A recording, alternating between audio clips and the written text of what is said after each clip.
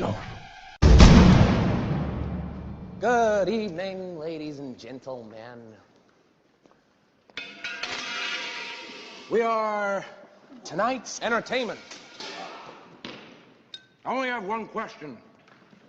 What happened? Your balls drop off?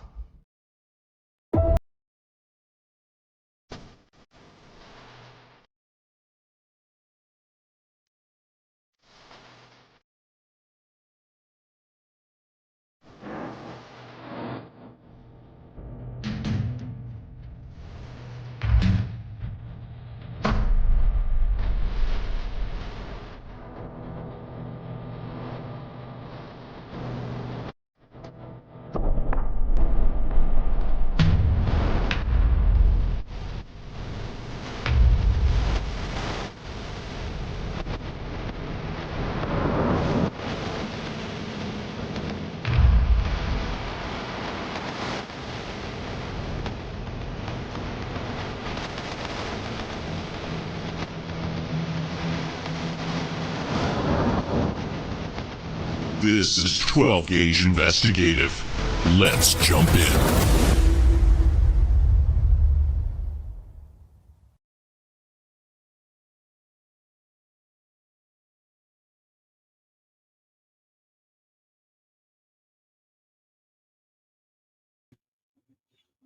All right, all right, all right. How's everybody doing tonight on this Friday night?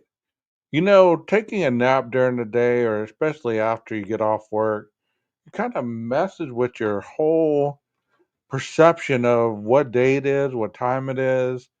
You know, I was thinking it was already Saturday and I slept my whole freaking Saturday away. I was kind of getting in my feels about it. I mean, I was like, what did I do? Did I like sleep my day away? This is just crazy. I was gonna be feeling a little bit about it somewhere. Um, yeah, it messed me up too. I was off of work at like 3 o'clock, and I came and went to sleep, and here it is 7 o'clock, and so from 3 o'clock to 7 o'clock. I mean, I know it's not seven now; it's 7:30, but from 3 o'clock to 7 o'clock, go to sleep, and you're just like you wake up and you're like, whoa, what day is it? What century is it? What year is it? You know, I want to tell everybody hello who's here and who's going to be popping into the chat. You know, my live, they usually start off kind of slow with people, but after a while, they start rolling in. So, for those of you that are here, thank you so much for being here. I'm glad you got the notification. As you come in, I hope you hit the like and the subscribe button along the way. My name is 12 Gauge, and this is my channel, 12 Gauge Investigative.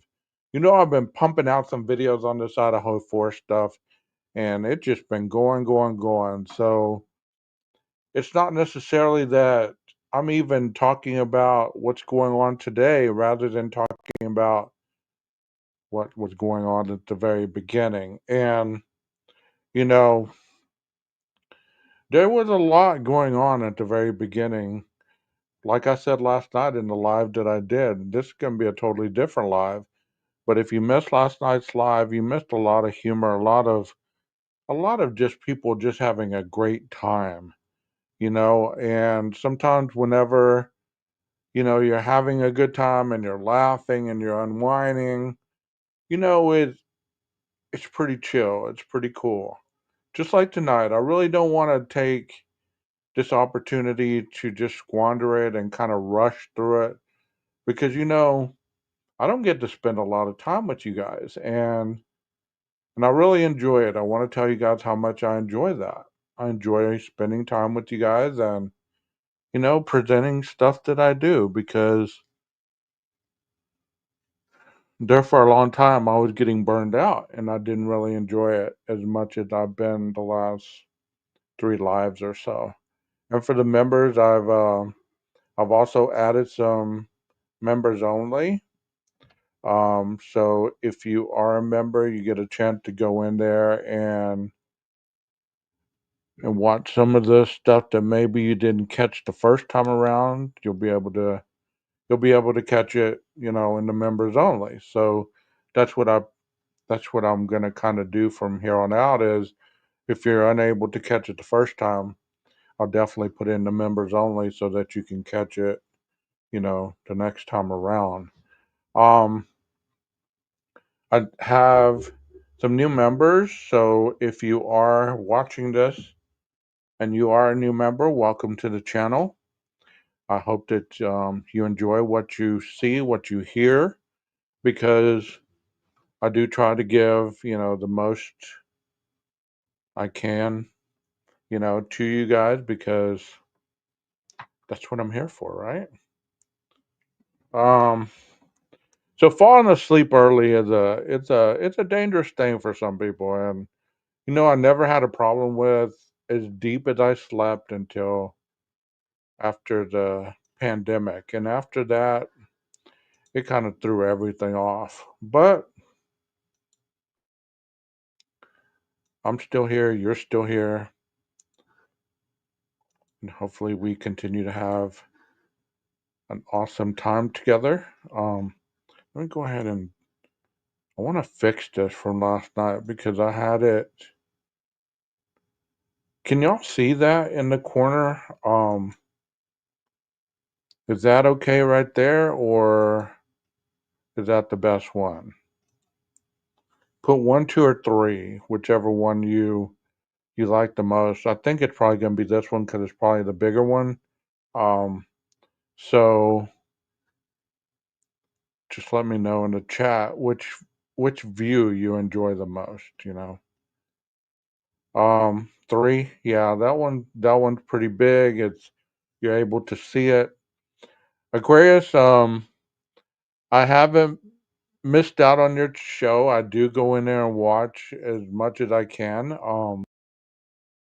In the morning, I have a lot going on, and I do try to get the replay, and I do hit a like, even though I'm not speaking to you directly in there. Your show is getting some momentum, so always feel free to drop the link. It's not a big deal if you drop the link, and if you haven't checked out our show over there, go and check it out. Um, let's go ahead and get started with this.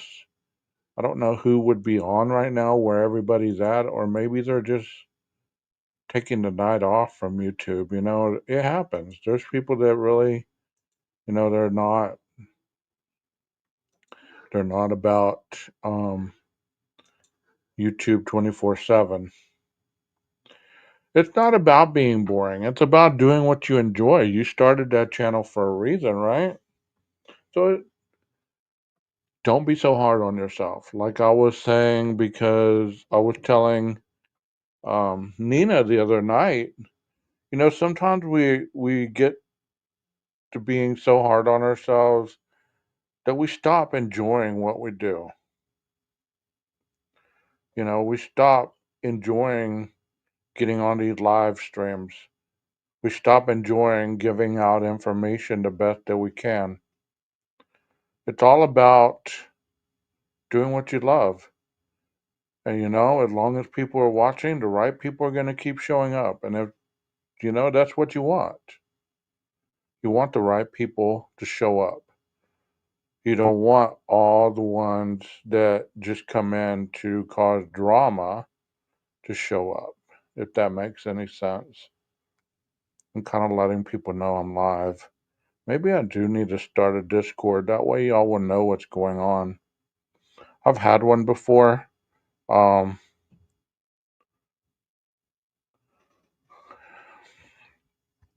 I've had one before, and it wasn't a good thing. It was a lot of drama. Actually, Aquarius and I were used to be in a Discord together. You know, um, I'm already live, Jeff. Go check out the intro. I thought it was pretty cool. But anyways, let's go ahead and get started with this video as people. Well, let me just wait a couple minutes. I can wait as people meander into the chat because I did notify a lot of people that I was here. Um,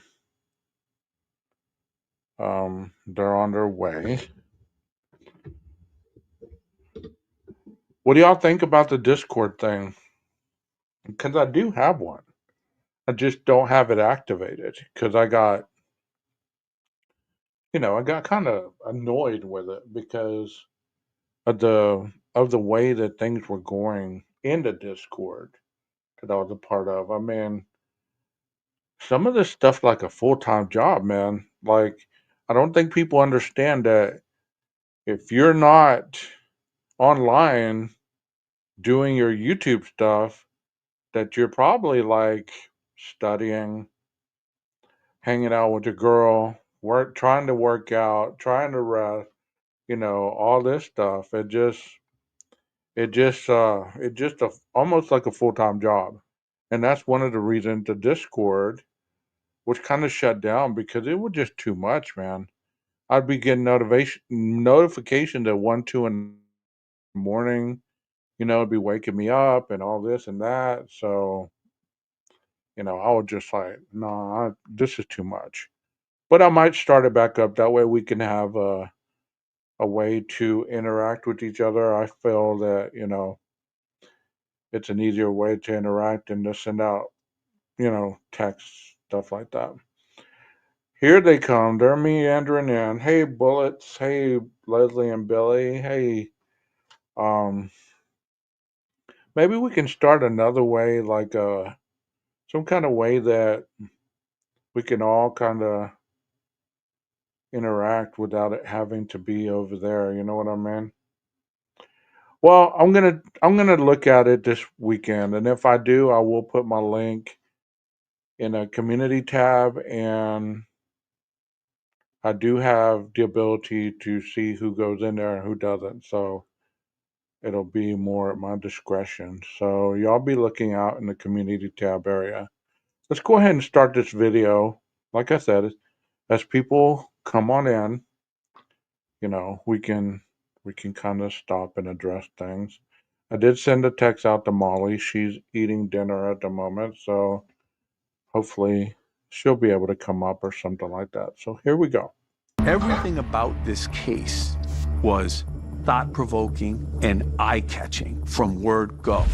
Maddie, Ethan, Kaylee, and Zaina. These beautiful, smiling faces. These young people's lives played out on social media.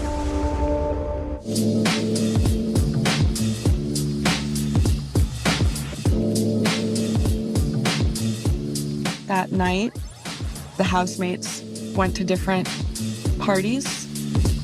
Ethan had gone to a fraternity formal with his twin sister as his date and met back up with Zaina at a fraternity party. Maddie and Kaylee were at a bar called the Corner Club. Maddie and Kaylee met up with Kaylee's ex-boyfriend, Jack.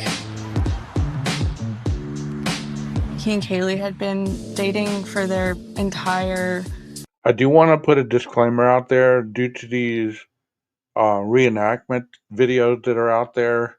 Whenever they were made, they're going with the latest information that they were being told at that time.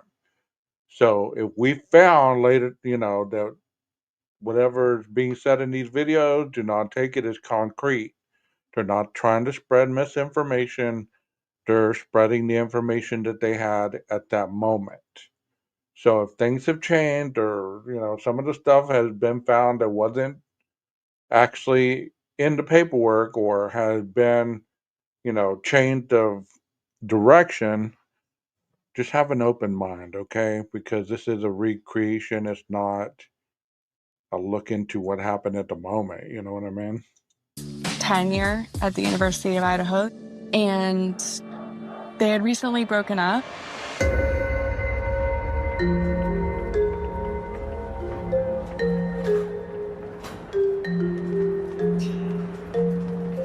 After the girls were at the Corner Club, Kaylee and Maddie went to the Grub Truck, which is like a food truck. Then they got a ride home. Zaina and Ethan came home around the same time as Maddie and Kaylee.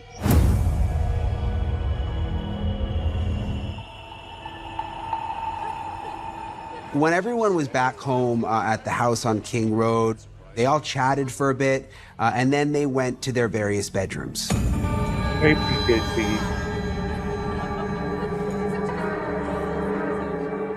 Kaylee and Madison went up to the 3rd floor and they settled down together in Maddie's bedroom, while Kaylee's dog Murphy stayed in Kaylee's bedroom, which was across the hall. Xana and Ethan retired to Xana's room on the 2nd floor, while Dylan went to her room, which was down the hall from that. Okay, let me go Meanwhile, ahead. Bethany went to sleep in her. All right, so here is the rendition as we remember it, correct? Everybody remembers in the very beginning when we're told where everybody was sleeping, so to speak. I don't know about you guys, but I remember very early on they saying that the 2 surviving roommates were downstairs.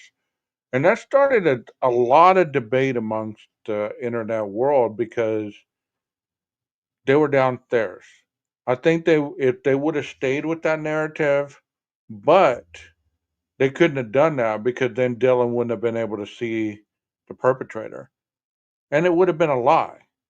I believe that the only reason that they stated that both of them were downstairs was to protect both of these surviving roommates. Because think about it a little bit. If you say, oh, one of the surviving roommates saw the perpetrator and he's yet to be caught, think a little bit about that statement right there. And last night when we were watching the press conferences, some of the ladies were asking some very not weird questions, but direct questions that would have implied, hey, people have been talking. They know more than what the police is letting out at this point. Because, like she said, were they held hostage? Were they, did you see did they see somebody with a mask? I mean, a lot of this stuff was kind of diffused to kind of just to protect the survivors. I mean, because if you don't understand that, you have to ask yourself the reasoning behind it. If there's still a killer out there and nobody has any lead, they don't have any way of understanding who this is, because this kind of brings into the 7-day theory that has been so famous as of late. You don't have any kind of information, don't have any kind of real lead to see who it might be, and you're going to try to really kind of give as little information, or you're not wanting to lie to the public because you're not wanting them to think exactly what people thought. Oh, they're hiding things. They don't know what they're doing. They're not going to catch whoever did this, blah, blah, blah, all this stuff. So they're giving you as much information as possible, but at the same time, they're trying to protect the surviving roommates because, as you can see recently, what is happening now, ended up happening anyways once people figured out in the PCA that there was an 8-hour gap in which these girls, were texting each other and everything else like that. And we will get to that. But I wanted to say that because this was the outline of the house that people have done multiple, caricatures walking through the house, at a small space or a small pace and, things like that. So to be able to hold people, to what a 3D model is, it's kind of narrow-minded in my thinking, but you just never know how people react to certain things. I mean, I'm not in everybody's head and they're not in my head. So I wanted to put that out there. Does anybody in chat have any questions about that? I mean, because I know that y'all have heard about that. I know that you've heard that in these 2.5 years, so to speak, about where these roommates were located. So another thing about this house layout in the very beginning, they were saying that there was another roommate down in the first floor, or the basement as they called it. They were saying that empty bedroom right there was somebody else was, renting that room out, but she wasn't home that night. I remember hearing that very early on, because then there would have been 3 surviving roommates, not just 2. So AC was supposedly renting that room out, or she had decided not to rent it out later on, and she kept paying rent for it until somebody was going to move into it, which makes more sense if that's actually what happened. But this is the layout. I agree with you, Rondi. I really do. I agree that they have done a lot of damage. Her bedroom, and that was on the basement level. One thing that we know is that Kaylee and Maddie called Kaylee's ex-boyfriend, Jack, several times, but he never picked up. It just went straight to voicemail. The other thing that we do know is that Zaina ordered food and it was delivered to the house around 4 a.m. Okay, so there's Xana picking up her DoorDash, so to speak, around, as we've recently learned, that DoorDash was delivered at 3:59, right? So one of the things that's never been said, it's just been assumed, is that Xana was the one that picked up her DoorDash. That she was the one that got the DoorDash. I mean, that's the most obvious scenario, right? But why does it have to be her? That's what I've always asked myself, and I've talked to my girlfriend about that. What made it have to be her? And my girlfriend brought a very significant point to it. If it was us in the bed and she ordered DoorDash, it would be me going down there to get that DoorDash, not her. Which makes a lot of, it makes a lot of sense. I didn't think of it like that, but of course, I mean, it's late in the morning. Hey, go get the DoorDash. It's here. Well, Ethan would have been the one going to get the DoorDash. Coming up the stairs. Then I could have been at that banister, waiting to eat her food. Ethan lays back down. And then, as what happened ended up happening, they were murdered. And I don't say that lightly, I don't say that lightly. So, think a little bit about that. What do y'all think about the possibility of it being Ethan that went down to get the DoorDash and not necessarily Xana?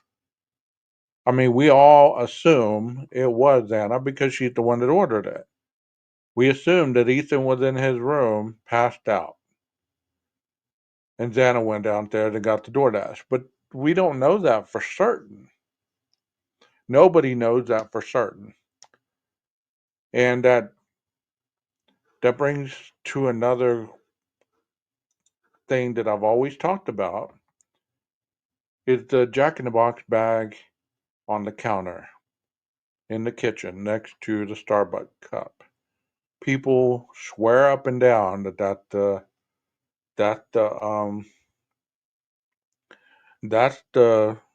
Jack in the Box bag that she ordered. We don't know that. I've always analytically thought that if that Jack in the Box bag was part of evidence and it was part of the narrative in the PCA, that Jack in the Box bag was dusted, swabbed, tagged, and bagged for evidence. And there's no way that they would have just thrown it on the counter in the kitchen with everything else right there potentially contaminated. I could be wrong, but my mind tells me that that's not how an investigation works. So to just throw it on the counter next to all that other stuff that was up there in the kitchen, that doesn't calculate in my mind because I don't see that happening. And if that happened, then maybe they did a crappy job at investigating and, gathering evidence. Maybe they did throw that Jack in the Box bag up there, not realizing that that was part of a moment in the timeline until later on. I'm sure we'll never know. But hopefully they found a Jack in the Box bag in Dana's room. Wherever it was, they tagged it, bagged it, and put a label. Gosh, I can't think at the moment. Chain of custody for him. So, is this making sense to you guys as I'm walking through this, or is it annoying because, I'm interrupting it too much? That was the last contact the housemates had with the outside world. And when the news broke the very next day, it shocked everyone who heard it. The small town of Moscow, Idaho remains on edge tonight following the brutal killings of 4 University of Idaho students: Ethan Chapin, Kaylee Gonsalves, Xana Kernodle, and Madison Mogen, violently attacked inside a rental house near campus early Sunday morning. From the moment that this story broke, I knew that this was going to be one of the biggest crime stories that I'd ever covered. Authorities confirm evidence was found on multiple floors. Carnage so severe, photos appear to show blood seeping from the crime scene to the exterior foundation of the home. When I arrived on the ground in Moscow, I remember right away there was a lot of confusion. Can you tell us what you were looking for? The cops said the murders at King Road occurred sometime after 4 a.m. on the morning of November 13th, 2022. But the 2 surviving roommates, Dylan and Bethany, who may have been sleeping in their bedrooms at the time of the attack, they didn't call 911 until sometime around 12 noon the next day, which is 8 hours later. And very early on, if you followed this case at all, the coroner had stated that she thought the crimes happened between 2:30 and 5 in the morning. It was a broad window. And then they kept narrowing it down, Do y'all remember that? Y'all remember that, chat? the very early timeline that we're talking about as it dwindled down. Do y'all remember that? I hope you do, because I don't know. It's weird. It seems like I'm talking to myself tonight. Unlike last night, it seemed like the chat was rolling, but there's not a lot of people in here yet, so I'm sure it'll change. As the investigation went on, the timeline changed. It went from almost 3 o'clock to 5 o'clock, then it went to 3:30 to 4:45, and then it just kept shrinking until they got the timeline that they have today. So, at the very beginning, they were saying it was and then we found out that Kaylee and Maddie were calling and texting Jack, and that kind of narrowed the timeline a little bit. So to say that the police didn't know what the timeline was, think about walking into a crime scene and not knowing anything that just happened. You walk into a crime scene, all that you see is there's distraught people in the front yard or wherever they were. You're trying to make sure that there's not a perpetrator still in the residence, hiding somewhere. You're trying to get a lot of things situated to cordon off the crime scene, things like that. So you're trying to maneuver this investigation to keep it from being contaminated, as a lot of people were saying. They were able to narrow things down with the more evidence they uncovered. Very good. Yes, indeed. And that's usually how an investigation goes, People seem to get so hung up on certain things. Hey, Alexi, 2 a.m. Yeah, 2 a.m. there was a statement 2 a.m. is the darkest hour or something like that, and people took that and ran like, the Chapin's mom knew something about the crime that nobody else knew. And to be fair as well, think about that. It's like you had to know that these parents knew a little more than we knew, but it was an open investigation. How could they have known everything in the first day? There was not a suspect. There was nobody in custody. And by the time the second vandals alert went out, it was an alert that said there's no further threat. That was it, right? Well, it says clear the house while protecting the crime scene and console and attend to the living victims. Of course, of course. So let's continue on. The next morning, Dylan and Bethany find their housemates, and allegedly their first phone call was to their friends. So other students, the victim's peers, are coming to the house and seeing what's going on before police even get there. There's been some speculation as to how the call came in, but it's listed as an unresponsive individual in the house.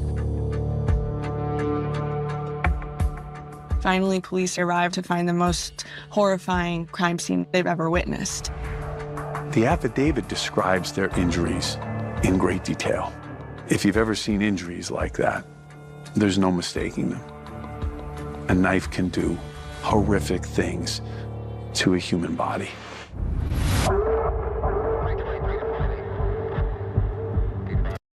And another thing is we didn't get the 911 call right away, so people were wondering what was on that 911 call that supposedly they didn't want us to hear. What was said on that 911 call that they didn't want us to hear? Right. Let's talk about the unresponsive person, because this has been a big deal for a lot of people. They can't seem to get their mind around an unresponsive person. They can't seem, and even today I saw videos where people were saying, did Xana see, or did Dylan see Xana before she went downstairs? I don't know why they keep trying to make these two surviving roommates into potential perps. I don't get that. With all the evidence that they've presented to clear these two individuals, is more evident than what people say or claim that they have against Brian. But still, at least theirs is in a way that, how could you blame them when they have the prosecution is not trying to hide any of that stuff. The defense is trying to get all that stuff thrown out, not brought into the trial. If it's not that important, why would you specifically target a certain line or lines of evidence that has been brought out recently? What would make you concentrate on this if it wasn't of relevance? And that's one thing that I want people to know or even think about. If something is irrelevant, then they're not going to try to get it thrown out. Think of all the stuff that we've seen in the motions of suppression and in the motions of limine. There hasn't been a lot that the defense has been trying to not have happen or be brought into the trial in the future, right? So think about the stuff that they're trying to get either not allowed in the eventual trial, or to be suppressed, or things not being able to be said or shown, or certain areas, or to be able to cross-examine certain experts, things like that. There's a reason for all that. And it's not personal. People tend to make this thing very personal. And it's not personal.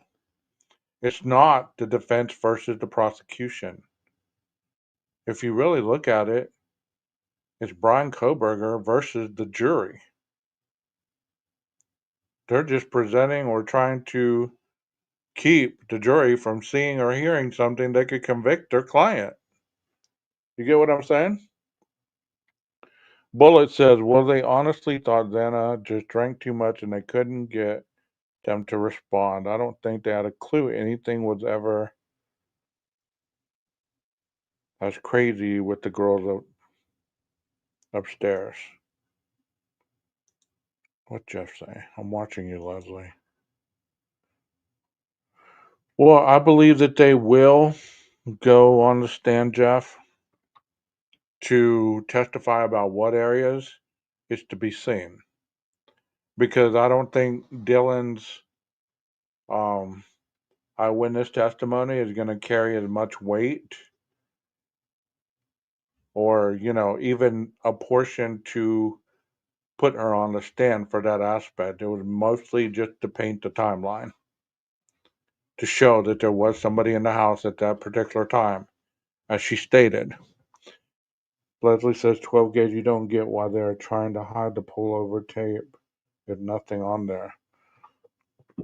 Well, I do get that. I'm saying a lot of people don't. They believe that it's an emotionally driven thing. It's like the judge has it out for the defense. The prosecution has paid off the judge. And they're in cahoot trying to frame Bryan. They're trying not to let anything in or trying to let everything that the state has lined up to convict him. So they must be working together. This, and then they say, well, this judge didn't even want to be on this case. He said that from the very beginning.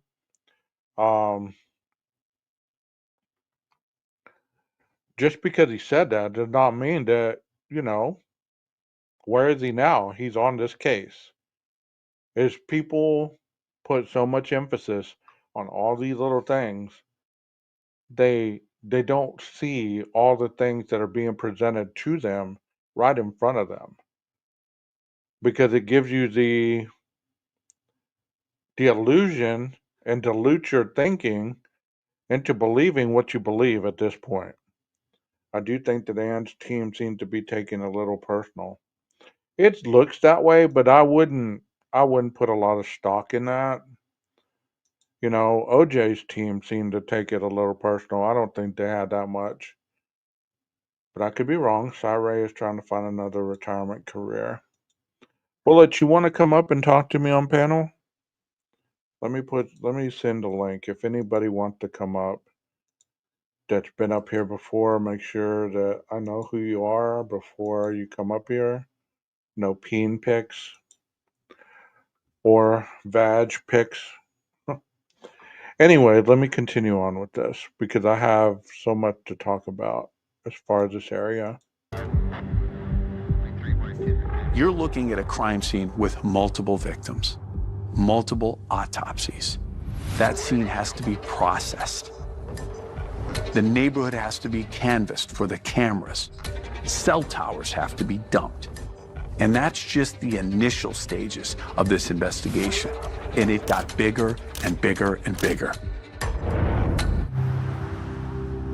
One of the first major pieces of evidence that surfaced in the public came from right after Maddie and Kaylee left the Corner Club and they visited a local food truck called the Grub Truck. Web sleuths scoured Twitch live streaming footage from the food truck. Hello. Hi. Welcome back. And they managed to find a moment in the footage where Kaylee and Maddie placed their orders.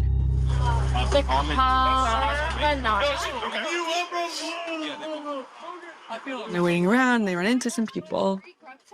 And behind them, standing maybe like 10 feet away, you can see a young man wearing a gray hoodie, The grub truck video cast a lot of suspicion on Hoodie Guy. This nondescript person acting suspiciously around Maddie and Kaylee, staring at them. You know, as we all know, looking back on this,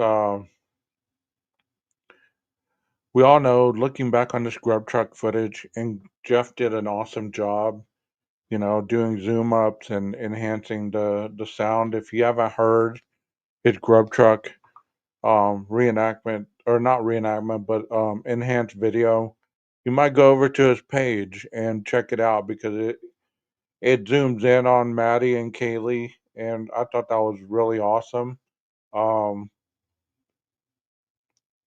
You know, so early on, this individual, Hoodie Guy, who we now know as Jack Showalter, it was easy to see that he could have possibly been, if for any other reason, he was in the proximity of the two individuals on the last moments of their lives. You know what I mean? So it's easy to see that. It really is. Yeah, that's fine. That's fine, Bullets. And if you need to wait, that's fine. I mean, I was just sending that out there. So, thanks, Jeff, for putting that out there. Well, I mean, in the beginning, I didn't necessarily think that he did it, but I thought that mostly, okay, well, what's the deal with this guy? I was questioning everything. I was naive as well, but I'm glad that you didn't think that, Alexi. Let's see, you one up on me there. You know, at the point, I was jumping back and forth. I was jumping back and forth on all that. I really was. You know, I was early on into my schooling, and I didn't understand the whole process. I was just like the rest of the YouTube world, where, you know, not the rest of them, because there are some people that do understand it, but if you haven't been in the law enforcement side of it or anything like that, investigative side, it's really easy to get caught up in the CSI effect of investigative procedure. You know, you think that everything happened just like it does on CSI or some of these other crime shows, Forensic Files, you know, the first 48. I mean, they do a great job in that hour. You know, oh, I read that wrong. I mean, oh, yeah, I read that wrong. I'm sorry, Alexi. See how that happened, you know? I'm going to my eye appointment tomorrow, so hopefully in a week or so I will have my glasses back and I won't be misinterpreting things, and I'm going to start reading again. Thank you for clarifying that. I thought it was not Jack Showalter. I meant I was wrong. You know, but like I was saying, you know, a lot of people had different renditions of what they felt about this young man, whether they felt he was involved. You know, we had that narrative that people were stating that possibly Joe Vito had the can of Coke and he was a agent, or he was a, you know, law enforcement. He was taking pictures of the girls. Those two individuals, the guy with the Charlie Brown sweater, who later I found out, I didn't know, you may have known this right away. I didn't know he worked at Dutch Brothers. His sweater says Dutch Brothers on the side of it. And I didn't know that. So, you know, a lot of that information just kind of, it blew me away a little bit, you know? Yeah, you're right. You know, it blew me away. And we were getting the information as fast as it was jumping out. People were finding every little thing. They were finding the Venmo receipt. They were finding, you know, the last text messages, or these were being released, and this was being speculated on, and this was being speculated on. I mean, you know, it was coming pretty fast and fierce, you know, and like I was saying, you know, it was easy to think that this gentleman could have been involved, but I'm glad that he wasn't. Glaring at them, acting in a way that appears to be arising their suspicion level. There's really no way to tell, but people have said that she's saying, you, Mr. Good thing that it ended, but And I might even show Jeff video toward the end because I have a couple more things lined up, but I might show that grub truck video that I'm talking about so y'all can go and look at it. Because it's interesting. You know, I think one thing that people fail to understand, unless you do know these individuals, these actors involved in these video footage, you don't know them. We didn't, and I don't know Kaylee to this day. I don't know Maddie to this day. All I know is what videos, pictures, other people's renditions of who they were. But I don't know who they really were behind the scenes. I don't know who Jack is. I don't know who Jack DeCoeur is. I know what role they play in this scenario, but I don't know them as a person. So one of the things that we always need to remember is to believe that we know these people based on somebody else's readings or perceptions of who they believe these people are or were on this night.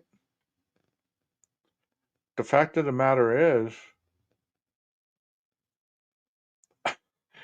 I don't see me in the grub truck video. I don't see any of the creators in the grub truck video. Unless you were the rideshare driver, then I must do some looking into you on that aspect. But think about that a little bit. You know, you're right. At the end of the day, we don't know Jack. We thought it was this Jack and that Jack, and you know that was the closest proximity to the crime, and that makes a lot of sense. But now, looking back, it seems kind of silly, doesn't it? So Maddie grabs food off the counter. They take off at sort of a brisk pace to a waiting car. Then the guy in the hoodie sort of goes like this. One can interpret they're leaving that video kind of in a rush to get away from Hoodie Guy. Just as the speculation about the hoodie guy, Jack Showalter, was reaching a boiling point, a new piece of video taken a few minutes prior to his exchange at the food truck surfaced through Alina and Christine's Facebook forum. It's surveillance video of Kaylee, Maddie, and the person known as Hoodie Guy walking down the sidewalk. What did you say to Adam? I told us everything.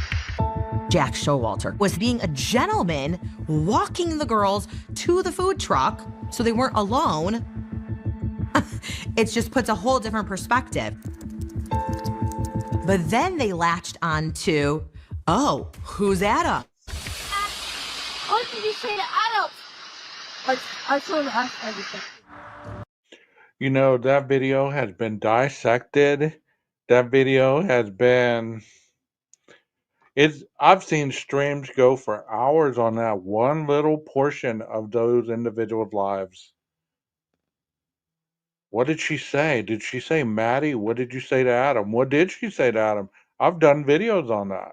What did she say to Adam? That's one of the thumbnails on my thing is what did Maddie say to Adam?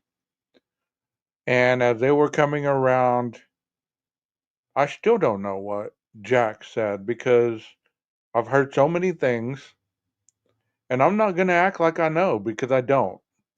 I've heard, why don't we go get you some food, Maddie?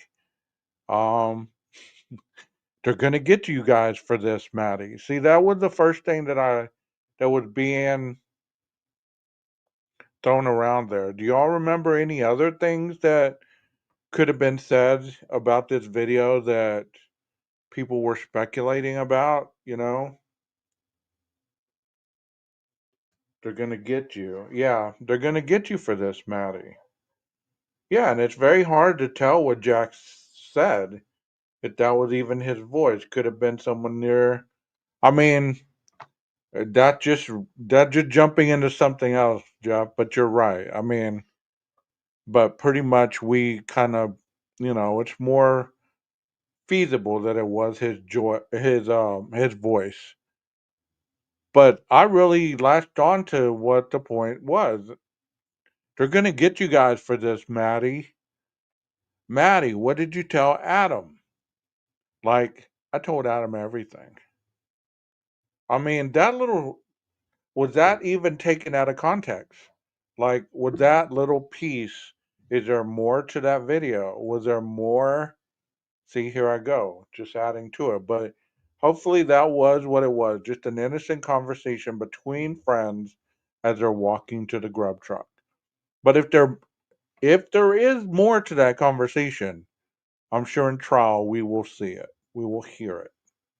You know? Because a lot of this stuff can be merely nothing more than just innocent conversation. You know, at this point, whenever this was being said, this is where the Maddie flushed, just like Rondi just reminded me. This is the part where Maddie supposedly flushed $75,000 worth of pills down the toilet. And that's what she told Adam. And this is the next part was where Jack said, so think about this a little bit. So if that aspect would have been true, that would have meant that Jack knew when Maddie told Adam and Kaylee didn't. Why would Jack know and Kaylee's her BFF? Don't you think she would have known what Maddie told Adam first before Jack? I mean, if we use our mindset like that, then that kind of makes sense, right? But, you know, whatever was said, we haven't heard about $75,000 worth of drugs being flushed. You know, we haven't heard about any drugs in any of the paperwork that we've been getting. None. None. So I'm not going through a debunking thing tonight. I'm just mostly just going back in time and talking about how then versus now. And some of the things that were wild and out there could have just been fuel that people were throwing on the fire. No real direction needed, just saying stuff. You know what I mean? Good evening, JB. Thank you for being here. So, you know, it's just interesting to visualize that hours before their killing, they were at this spot right here, drinking, having a good time, supposedly talking with Jack. D, that was another thing that came up with that photo where we saw Kaylee, Maddie, an individual in a hat that they were close to and talking to, and supposedly Adam was perched up in the back corner. Hoodie guy was obviously seen in that photo as well. But one person I did never see in that photo was Mr. Vito. You know, he said that he got bumped by Maddie and she was drunk and she was all over the place. So, to say that, you know, don't you think we would have seen him in some of the footage? Could or could not. You know, he could have got there earlier. He could have left at that point, you know. But do you see how all this stuff, all it takes is somebody to say, yeah, she was drunk and was bumping into everybody. And I even made a comment such as, ew. And she got mad. But the next time that he told that situation, it just totally changed. So people's perceptions of the reality a lot of time changes. The one thing that I want to say with that is if you gave Joe the grace and the lenient to change his story, if you gave any other person that was around these two or around these four victims the leniency to change their stories,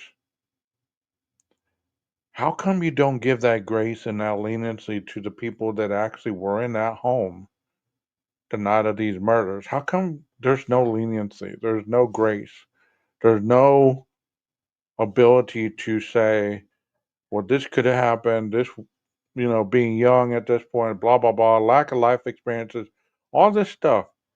How come it's incomprehensible in your mind to be able to give them the leniency and the grace that they deserve?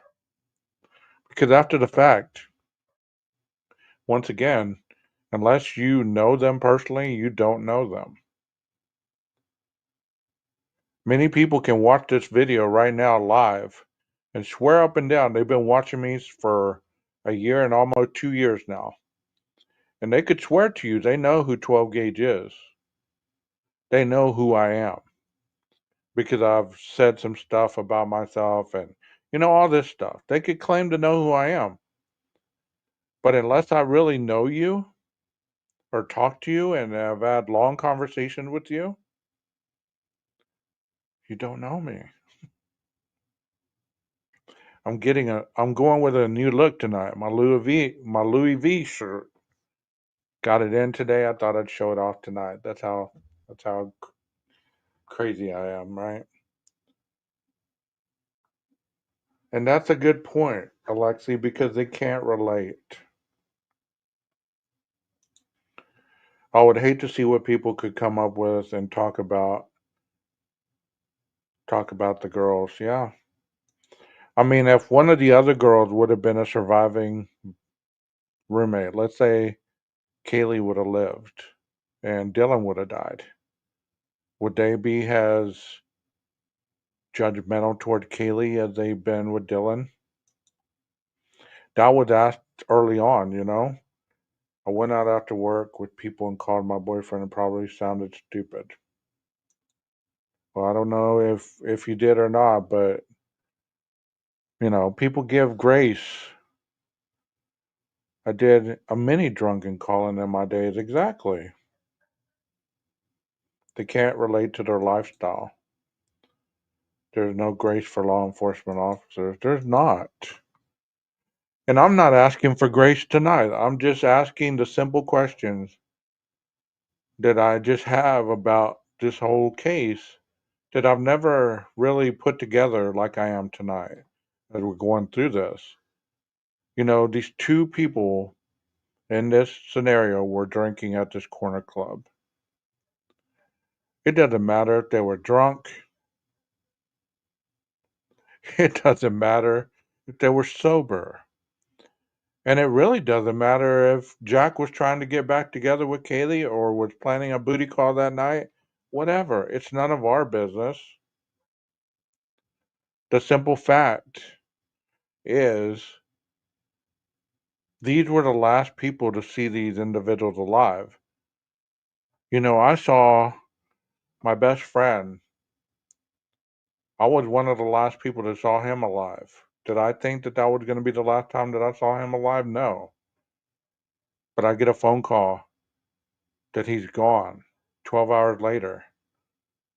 Did I think that was going to be my last time to see him?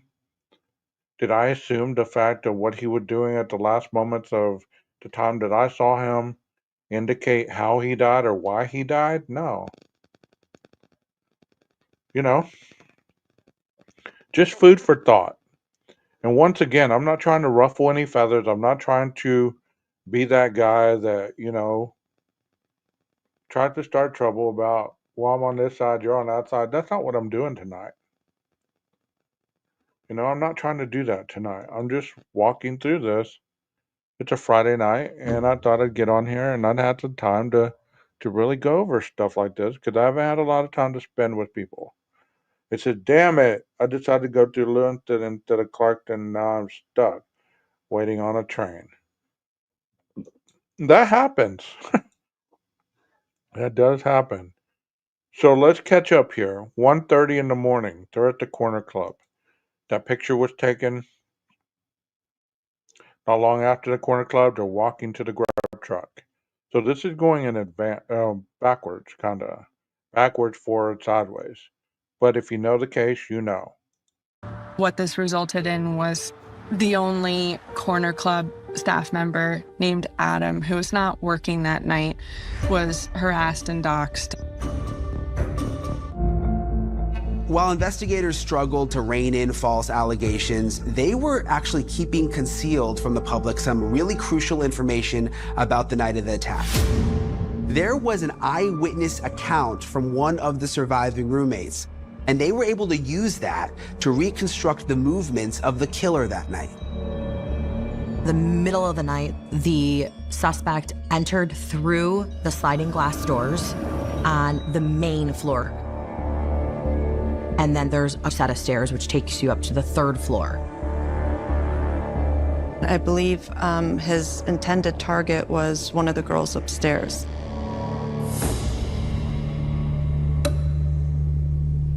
Check this He had a part out. It K-bar creeped me knife. out watching this earlier. It's like one step away from a samurai sword.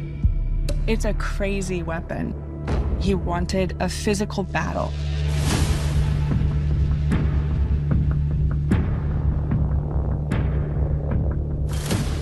He entered the bedroom where Kaylee and Maddie were sleeping and attacked them with the knife. It only took a few moments.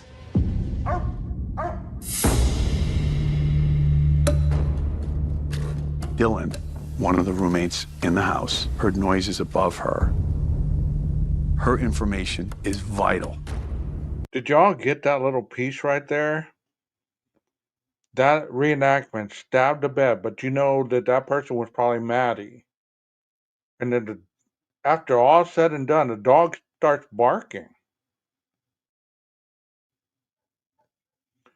And let me talk about something that I've heard today, and I've read the last couple of days.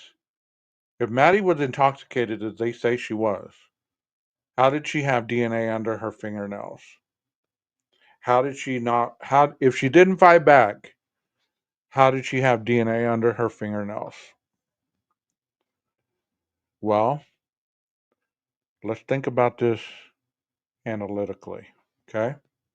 Think about this deeper than the surface level. I just touched my laptop. I'm messing with the microphone. Hell, I touched the doorknob probably, 4 hours ago? Haven't touched it since. I scratch my head on camera. I sit here and scratch my legs when they itch. I might have, I went to the bathroom at work all day today at various times. I touched the toilet paper dispensary. I touched the soap dispenser. I touched the spigot to wash my hands. Think of how many places you've actually touched where you could get DNA under your fingernails. And nobody is saying just how much DNA was found. Only that it was enough to put certain people's DNA and not enough to put the perpetrator's DNA as being under her fingernails. But does that matter? I mean, think of it honestly. Does that matter?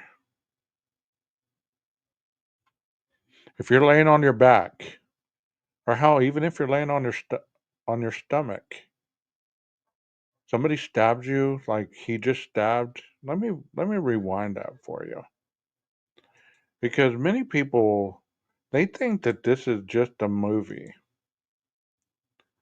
and I'm sure that this doesn't depict half of the way that it could have happened. But you know what? It gives you, I like Brian. I hope to have him up on my panel one day to talk about his insight. But let's watch this again. And attacked them with the knife.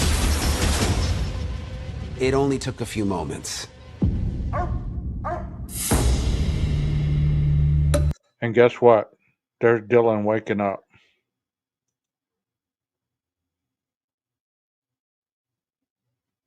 Yeah, she did, JB. You're right. She was touching the grub truck counter. She was hugging people. So was Kaylee. They don't mention whether Kaylee had DNA under her nails. They only mention Maddie's nails. Because did that light bulb just go off in your head? Did it go off in your head? Why didn't they mention whether there was DNA found under Kaylee's fingernails? And if so, did it match the perpetrators? We haven't heard about that. We only heard about the snapshot. The perpetrator's DNA wasn't under Maddie's nails. There was 3 others. This is a boom. He wasn't there. Just like all along, there was no blood or no DNA allegedly found in his vehicle. As Nina has stated before, not even his dad's DNA was in the car. And he took a road trip with him. No DNA. Nobody DNA. Nothing. Spotless. But they didn't say it looked like it had been cleaned. No, the defense just tells you there was no DNA or blood linking to my defendant. Do you see how that works now? Are you starting to understand it a little bit? It's not what you hear, what you've been told. It's about what isn't being told to you. That's why a lot of times when people say, well, okay, so his DNA wasn't under her fingernail, big deal. There wasn't blood or there wasn't DNA under or in the car. Okay, big deal. But why wasn't there DNA in the car from her father or his father? Let's watch this again. So as this happens, look at how Dylan jumps up, okay? And this is probably more accurate than not, is how an individual would jump up. Watch. He entered the bedroom where Kaylee and Maddie were sleeping and attacked them with the knife. It only took a few moments.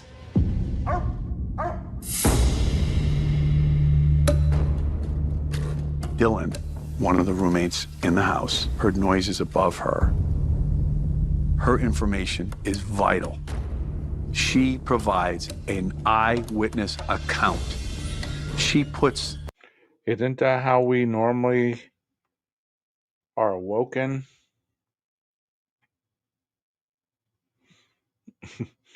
Isn't that how we're awoken generally when something startles us? We jump up and then all of a sudden slowly we're trying to focus as to what we're hearing. The dog's barking. It sounds like Kaylee's playing with the dog. Someone's here. You look out. You don't see anybody. You go back to sleep. You look out again. You hear crying and whimpering. You go back to sleep. So if the killer came down, this is something that I thought of today. I'm going to share it with you guys.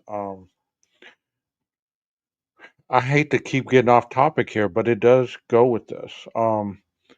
The killer kills the 2 upstairs. He's coming down the stairs. Was Dylan's door shut at that point? Or did she see him in passing and then see him leaving? Even though that wasn't in the PCA. Does that not mean that it couldn't have happened? Is that strictly speculation? But I'm thinking that the reason that I thought about that is because as he's leaving, he would have seen that crack in that door. There's something that made him not find that as suspicious to be able to stop and investigate. Did he see the crack in the door as he walked to Xana and Ethan's room? So therefore, walking out and seeing the crack in the door, then that would have just been normal. Hey, that door's cracked. Nobody's came. Did somebody run out? You get what I'm saying? Like, how come he didn't go into that room? Did he figure somebody ran out for help? Was there anybody even in that room? Because to me, if I see the door shut as I'm walking by it or as I'm coming into the house, that door's shut. I go upstairs and do what I do, and then come back down, and the door is shut. But then on the third path, as I'm walking out the slider, the door's cracked. Did that person run out for help? There's no need in me going into that room because I'm probably assuming whoever was in that room is no longer in that room because they heard what I was doing. I need to get the hell out of there. So that explains the high rate of speed as the individual was leaving the area. Are y'all still with me here on that? What do y'all think about that? Does that make sense in your mind, or does that sound fabricated? Because if I'm walking back through on the way out the slider and I see that door cracked, because Dylan had that door cracked. Maybe he didn't see her, but he saw the cracked door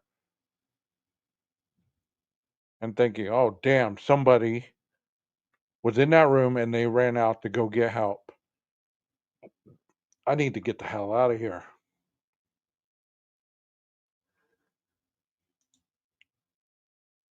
I remember we used to speculate that he was looking at the step down in the kitchen area.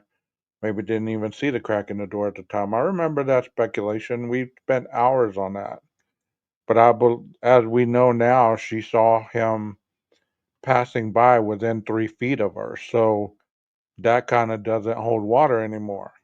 I think he just had tunnel vision with the adrenaline. They said it looked like a closer than most people, but 12, you could be correct. I mean, I'm not trying to be correct or incorrect. I'm just saying that to me, I was thinking, was he scared? Was he wounded or just disgusted with all the messiness he had all over him? Good point. Because I'm thinking there's something that kept him from going in that room. Even if I'm exhausted, think about the first two that you kill. You're going to have a lot of energy exerted on the first two. Because Kaylee was more awake than Maddie. So I'm sure a lot of that was spent on her. A lot of energy was spent on her. So if I'm trying to leave and I'll go to Xana and Ethan's room and we're told a hell of a fight went down over there, and I also got to thinking, was there a reason that Xana was saved for last? You get what I'm saying? Like, is there a reason the brunette was saved for last? Because somebody made a statement earlier and it kind of got me to thinking too. He seemed more close with one of the attorneys who is a brunette than the other two. One's a blonde, one's an older lady. So he's chummier with the one who's a brunette. Is that his thing? Is he into brunettes? And if so, that makes sense why Xana was the last one supposedly killed. You get what I'm saying? It's okay. I'm going to help you. That's almost like saying, it's okay. I'm going after what I'm really into. I'm gonna help you.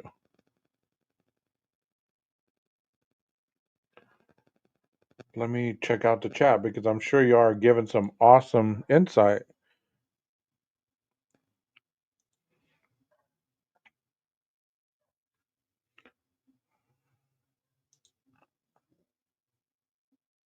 Thank you, Alexi. Was the thrill over? Good point. Good question. If Dylan didn't have any light on in her room, the cracked door might have been hard to see. And the good vibes light in your face, his eyes would adjust to that. Yeah, I remember that you pointed that out as far as the flashlights, of the Boy Scouts and stuff, and that's a good thought too. JB Hogg, I don't think he was disgusted, more like elated. Could very well be the case, Bullets. I really think it's because Ethan was next and then Xana. Well, I could see that, Rondi. I mean, and not taking anything away from your statement, but as we've seen in most of these crimes, the individual takes the mail out first. Richard Ramirez would always take the mail out first. The Gainesville Ripper took out the mail out first. Hey, Southwest Firefly. Hey, that's a good point. I mean, I'm just talking. I'm not saying what I'm saying is correct and what y'all saying is wrong. I mean, I'm enjoying the conversation. I also think he just spent enough time in the house and just wanted to get out. You're cracking the door theory. Interesting. I don't think he ever saw Dylan. I mean, whether his eyes were not adjusted, whether he was coming down the stairs, going at a fast rate of speed, it all coincides together. The fact is, he didn't go into that room. And I've always wondered that. Is like, what made him not stop and go into kick that door in and make sure there wasn't anybody in there? Because I'm thinking if I'm on this adrenaline dump and I'm moving fast through that house like he obviously was, that would have been a point of reference that I would have made sure that nobody was in that room that saw me coming, going, and leaving. That was the hub of this whole crime scene. You get what I'm saying? That was the hub. You know? Yeah, it could have just happened that way. I mean, I'm just going with how a lot of people have stated, the brunette thing, things like that. I'm not saying that this is how it happened. I'm just saying that there's a reason in my mind to question what made him not go into that room. She saw him, but did he see her is the question. Are we all thinking Dylan saw the man in black as he was entering from Xana's room? I think the video you're showing depicts Xana seeing him coming from the opposite direction. Although, didn't she say in one of her interviews that he's looked at her? Yeah. Yeah, she did. But I could be looking at you. I have these lights on. This is my point. Okay, I'm not trying to convince you to change your thought. This is just how I think. I have these bright ass lights in my face right now. Do I see clearly what's behind them? Which is a couch, which is a speaker, which is a bed. Because I know in my mind that's what's there. But if this was my first time in this room and I walk through this door and I'm hit with these bright ass lights, I'm not going to see what's behind these lights. I'm going to be focused on the bright light. Kind of like when you get pulled over and the cop shines that bright ass flashlight in your eyes. You can't see the cop's face. Hell, you might even just barely see the outline of the officer. What you see is that bright ass light taking your point of reference out, your vision. So, I like how you are involving yourself with it. I really do. I strongly feel that he allowed himself X amount of time to complete this crime and it was just time to leave. Of course. Let's watch this once again and then we'll go from this. Only took a few moments.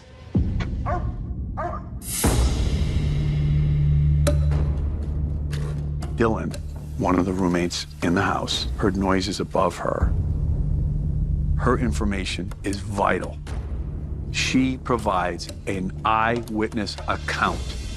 She puts the killer in the home at the time of the killings. Dylan opens her door once, sees nothing, texts her housemates to be quiet. She's trying to go to sleep. Meanwhile, the fifth roommate, Bethany, was believed to be asleep in her bedroom down on the basement level. At the same time, Zaina and Ethan had just gotten the DoorDash, and I think as the killer was coming down, maybe like one of them like peeked out and saw him. There was a struggle outside Xana's room. Ethan was mortally wounded. Xana fought for her life, but they couldn't save each other.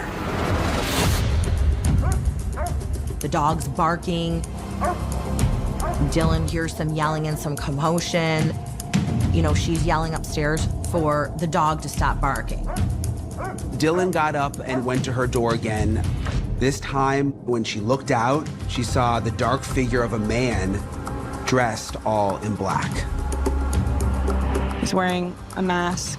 All she can see are his eyes and his bushy eyebrows, which really stand out to her. And he just walks right past her without saying anything. And Okay, did you see that? Did you see as that reenactment was? Did you see that? He walked by and she was able to see this part. Many people say she wouldn't have been able to see anything. Even though he was going in the wrong direction in the reenactment, we all know what direction he was going.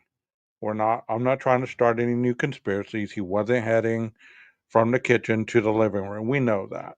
Okay? We understand that her door opened this way, not this way. Okay? So if that representation hold any water, those people that say that she wouldn't have saw anything, but just for representation, let me show you my biggest fan is out in the yard.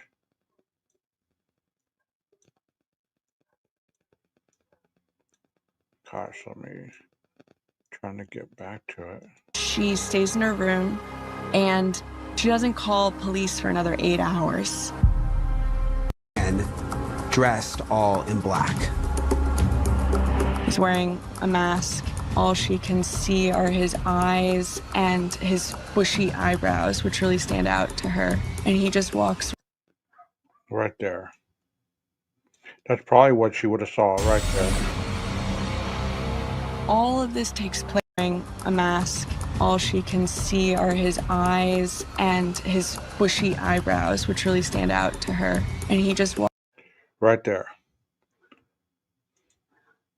How many of you agree that that could have been closer to what she saw than not? Because even with that lighting, you can't see the color of his eyes. I know this is a representation and this is a reenactment. Look at that visual right there. That is not Photoshop. That is none of that. That is a reenactment. And even though he's going the wrong direction,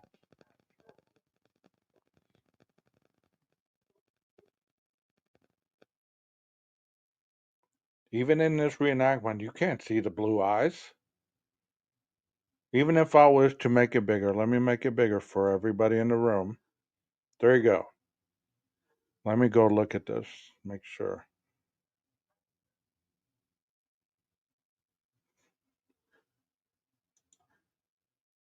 I believe that that's what it would have looked like more often than not. There's no blue eyes, there's no brown eyes, there's no black eyes, there's nothing. You see the bridge of the nose, you see the ridges on the individual's beginning of the forehead, and of course you see the eyebrow. And that stop right there was coming at her as he walked by. He didn't stop to take a selfie with her. And I don't believe a lot of people really get this.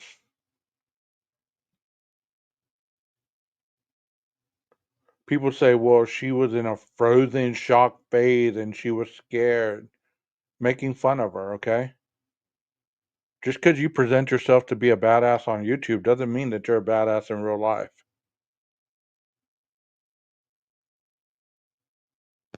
There's a reason why you've gotten your ass beat in the past and you had to move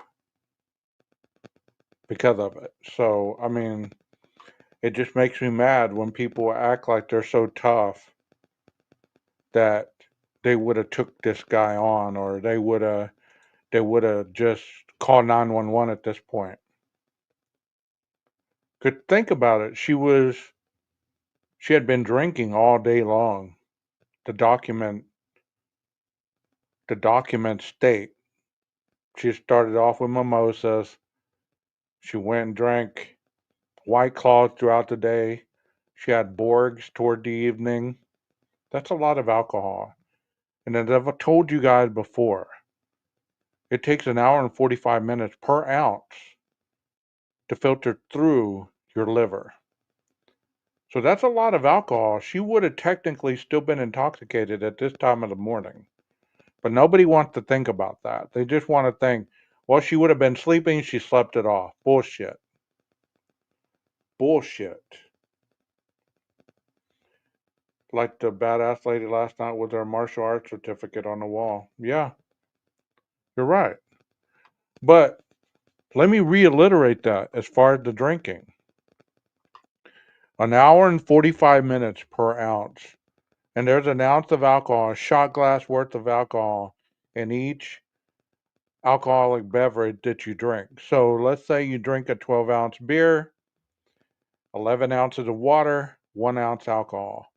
So that 1 ounce, whatever percentage of it is alcohol, whether it be 5%, whether it be 7.5, whether it be 8%. I don't know what the highest is because I don't drink anymore, but 1 ounce per hour and 45 minutes. So you do the math. She said she was drinking mimosas. I don't know exactly off the top of my head how many she drank, how many White Claws throughout the day. Did she eat? Did she drink any water, or was she dehydrated? That all plays into this. Borg, right before she went to bed. Her head is not going to be clear. No matter what people want to believe. Just because they're power drinkers or just because they're drug addicts and their body has built up the tolerance over the years, I can promise you, drinking at 20, you have more tolerance at that point than you do at 30, 40, 50, 60 years old. But still doesn't mean that just because her stature was a little bigger, she obviously could drink more than the littler roommates could if their tolerance wasn't at that level. Height, weight, body mass, fat, and their body fat, all this plays into the breakdown of this alcohol. So to sit there and say that this individual would have been sober at this point and she would have been clear. It makes a hell of a lot of sense regarding the text messages. It doesn't take a lot of mental capacity to be able to text people. Doesn't take a lot of. She was obviously clearer later on in the morning than she was during this portion of the night because she had just went to bed. Not, I think it said that she got back at the house about 2 o'clock. So she had just laid down to sleep. And does it really freaking matter if they were up or if they were not asleep?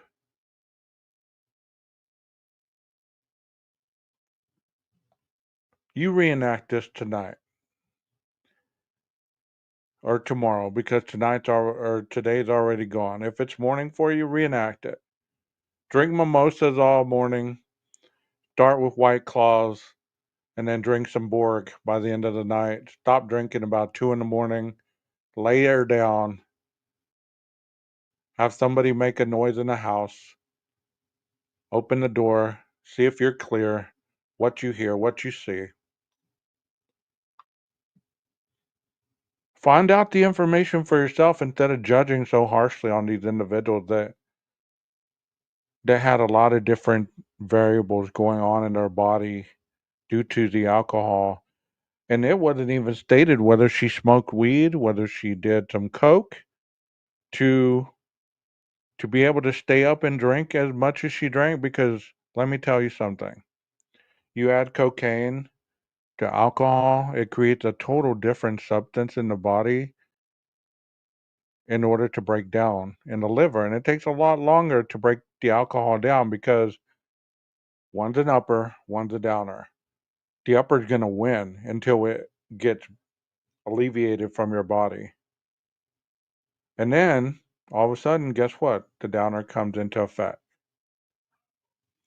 So if she was doing Molly or she was doing speed or coke, Adderall, any of that stuff, it would have enabled her to drink a lot more for a longer period of time.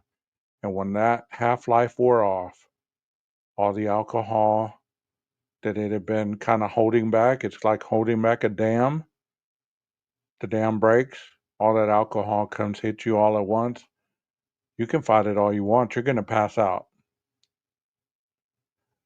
So you can argue with me on this. You can leave comments later on and say, I don't know what I'm talking about. This is what I do for a living. I have 20 plus years in it. So bring it on. Bring it on. So I'm just trying to put this aspect into it because many people don't take that into account. They just want to say she was in a dreamlike state. She didn't hear noises. She didn't hear screams. She didn't hear any of this for 8 hours.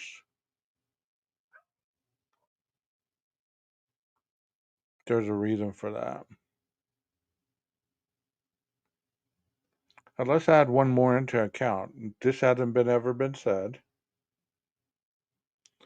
But you know, most teens, they wear those earbuds in their ear, at least one of them.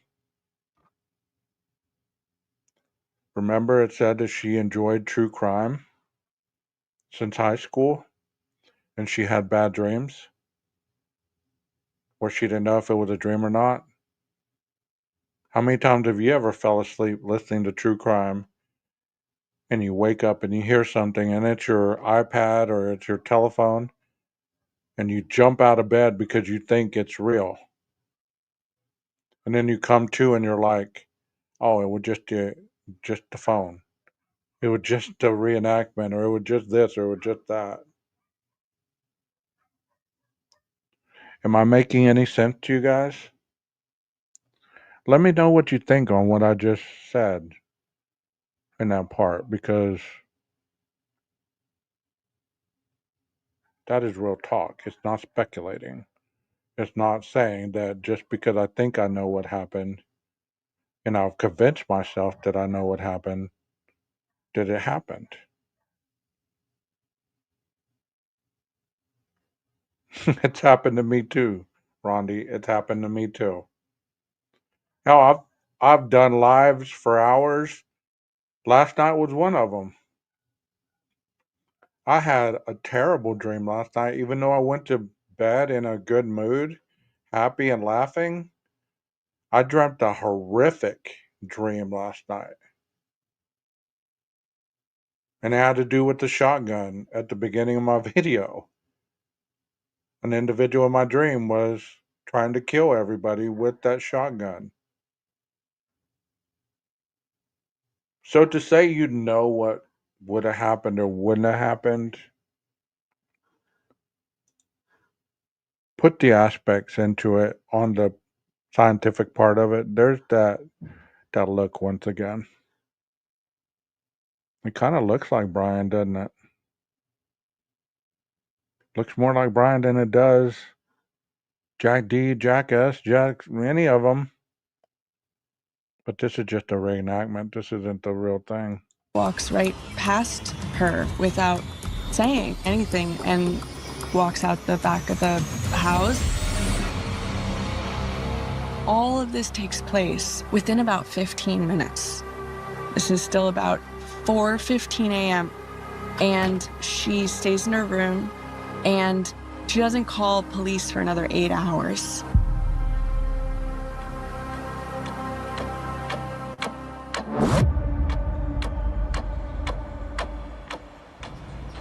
So this is one of the real mysteries of what happened that morning. Why did Dylan not notify police that something was wrong until around 12 noon on November 13th?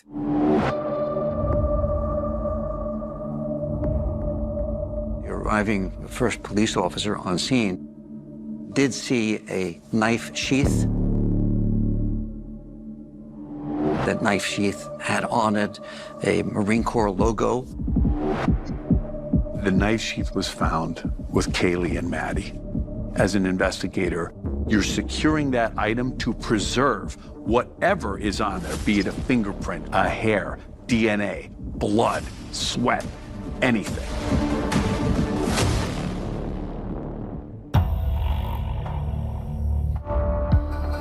A DNA profile was obtained from the sheath. Significant development in the case. Huge nuclear bomb in this investigation.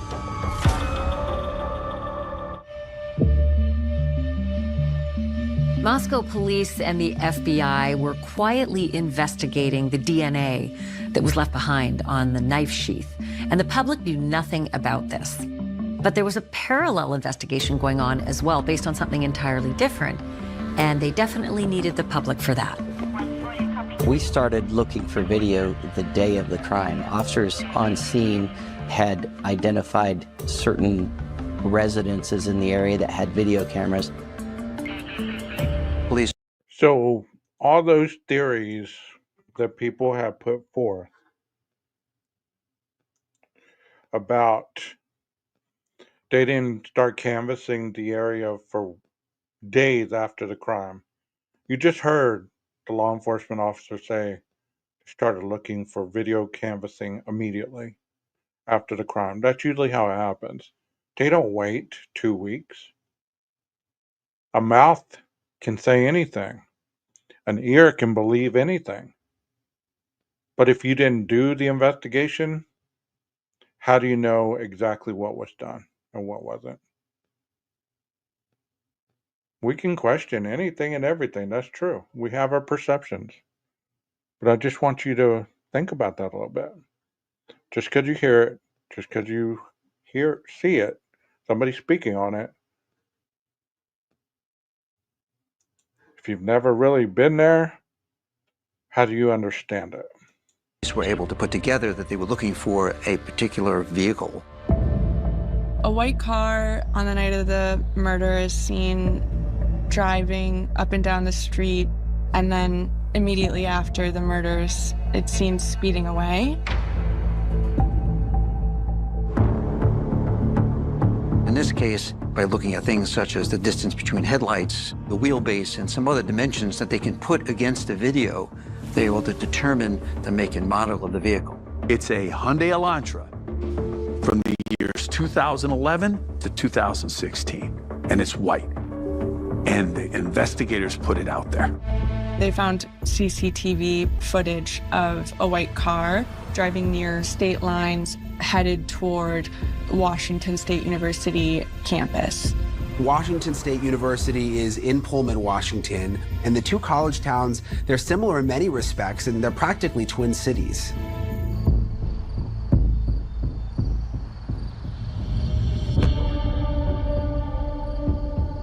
A Washington State University campus officer checked for white Elantras on campus and identified a white Hyundai Elantra at a certain apartment. The car was investigated and determined to belong to a graduate student there named Bryan Kohberger.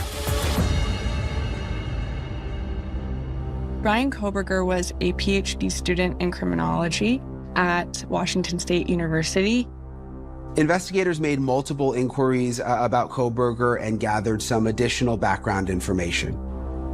He was also a TA known for being an incredibly punitive grader.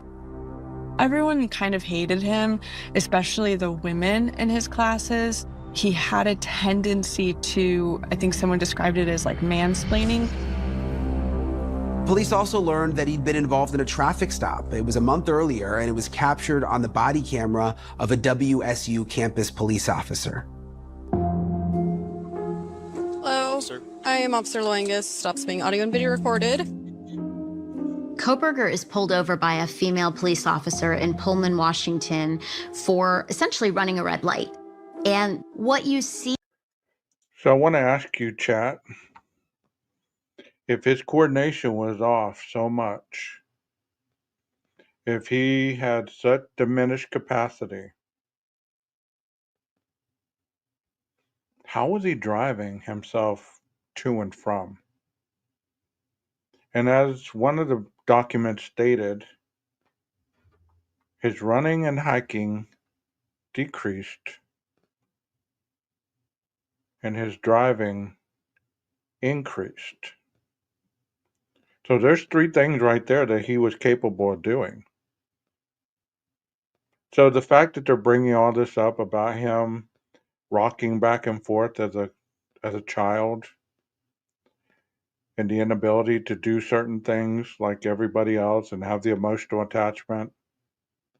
You just saw in this video right there as he was pulled over, was he not able to articulate what was going on? He was questioning it for clarity. Most people do that. That's not odd. I never question it, but, I always know that I'm speeding, so I don't have a kind of questionable affect whenever the police officer finally gets me. You get what I'm saying? There's no clue in my mind why the police officer stopped me, pulled the sirens out, all that. I know damn well why they're getting me. Obviously, he was kind of curious about why he was stopped. So he was questioning for clarity. I understand that. We all get that. I don't believe anybody in this chat today is trying to crucify this man if he is indeed innocent at the end by the jury. But at this point, it's hard to ignore this stuff just like it is for other people to ignore what we see and they don't see. You get what I'm saying? So, him asking for clarity is understandable. But the fact of the matter is, the point that I'm trying to make is, he was capable to carry on a conversation with this police officer. He was asking intelligent questions. These weren't memorized questions. He didn't have a script in front of him where he was able to read off of it and be like, okay, well, I carry the script everywhere I go so that I can ask these questions so I don't look socially awkward. Well, that's true. That's true. I get that as well. I've done the same thing. not really playing stupid, but, kind of like, well, I didn't know that was this, or the dumbest excuse that I've ever used was I just got some new tires and, the tires kind of grip the road a little heavier than the old one did. So, honestly, I had I lost all sense of reality at that point. We all try to get out of a ticket any way we can. But my point in reference is I believe this individual was trying to get some kind of clarity, some kind of, like Bullet said, maybe talking himself out of a ticket, trying to maybe let her know that he was not any Joe off the block, that he actually had some intellect regarding the laws or whatever, or he was trying to see, well, maybe I learned this. Next time I won't do this. Because isn't that how we learn sometimes, especially people that are really not comfortable in their skin? They kind of do the little hit and miss things. Where'd my crowd go? I know that I'm going a little long here, but I think I just saw a notification. Some kind of new documents have been put out, so everybody's kind of going to see what people have to say about those documents. I haven't really been keeping up with the webpage, but if so, I get it. Rory's on Tommy's. Drunk Turkey's talking about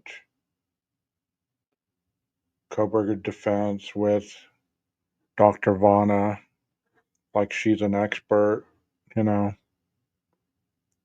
Gray Hughes is on. So, yeah, I get it. Jules is on. They're talking about the text message and 911 call. I get it. It's cool, though. I'm going to keep doing my little channel thing. To me, all that stuff is redundant. And how can you be an expert whenever you've never laid eyes on this man to be able to talk 2 seconds to him?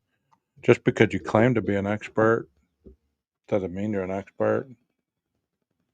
I hope to interview a lot of experts, though, in the near future that have had multiple years of actually working with criminals. To me, he was asking for clarification because in PA there's nothing wrong with. Exactly, Firefly, exactly. Well,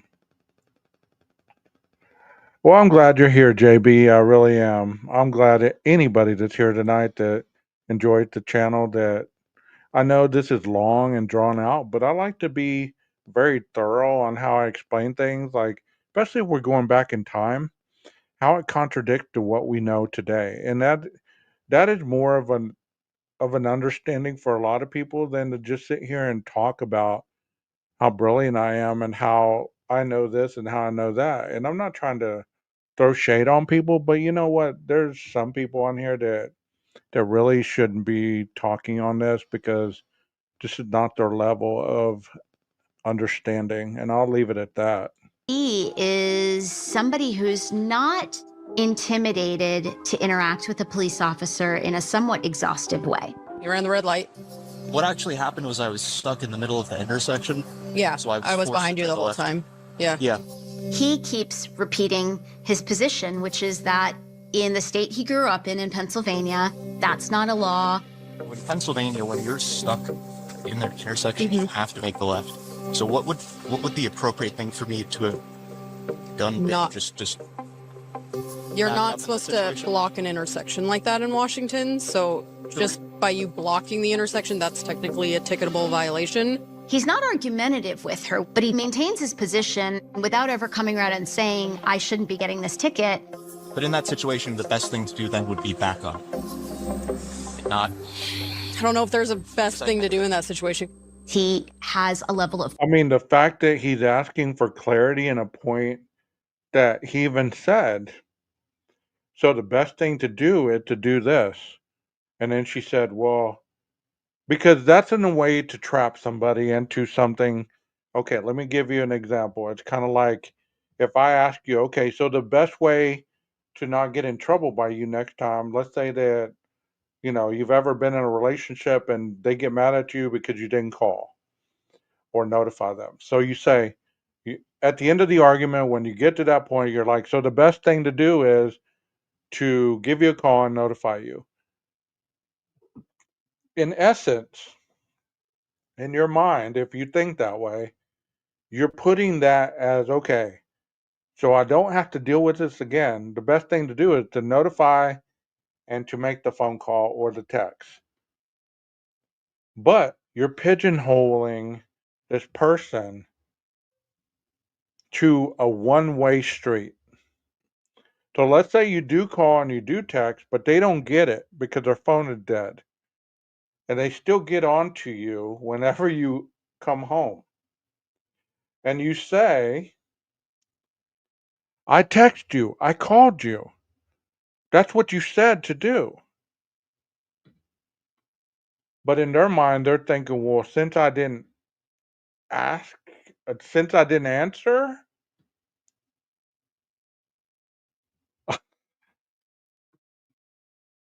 you're still not off the hook. You get what I'm saying? I'm trying to incorporate that with this traffic stop.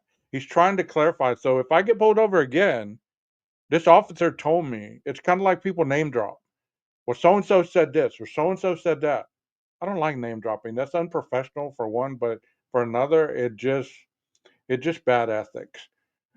So if he gets pulled over again, he can say, well, this officer so and so told me that as long as I'm through the intersection, I'm okay. Which obviously I didn't stop in the intersection because she said that this was Washington law. It's almost like a debate of some sort. Does that make sense, guys? Let me know what you think in the chat. Let me play some more of this. Cognitive rigidity. He's got a fixed idea about the situation, about what he didn't do wrong, and he's never able to really pivot from that. Yeah, where I'm from Pennsylvania, we actually don't have like crosswalks. Oh. And even when she says she's going to let him go with a warning, he continues again to try and understand the situation. And what we see is somebody who's having a hard time disengaging. Never even occurred to me that that was actually something wrong, but well, except for the fact He didn't know how to be socially appropriate. So with Kohberger, what we know is that he probably had a hard time fitting in. Because of that traffic stop in October, police in Pullman actually had Bryan Kohberger's cell phone number. They'd already pulled the cell phone tower data from the King Road area in Moscow from the night of the crime. And God, a lot of things are jumping out at me with this. That's why I keep stopping, and I hope it's not annoying you. But one thing that I want to point out also is, you ever known people that direct their lives based on what their career is?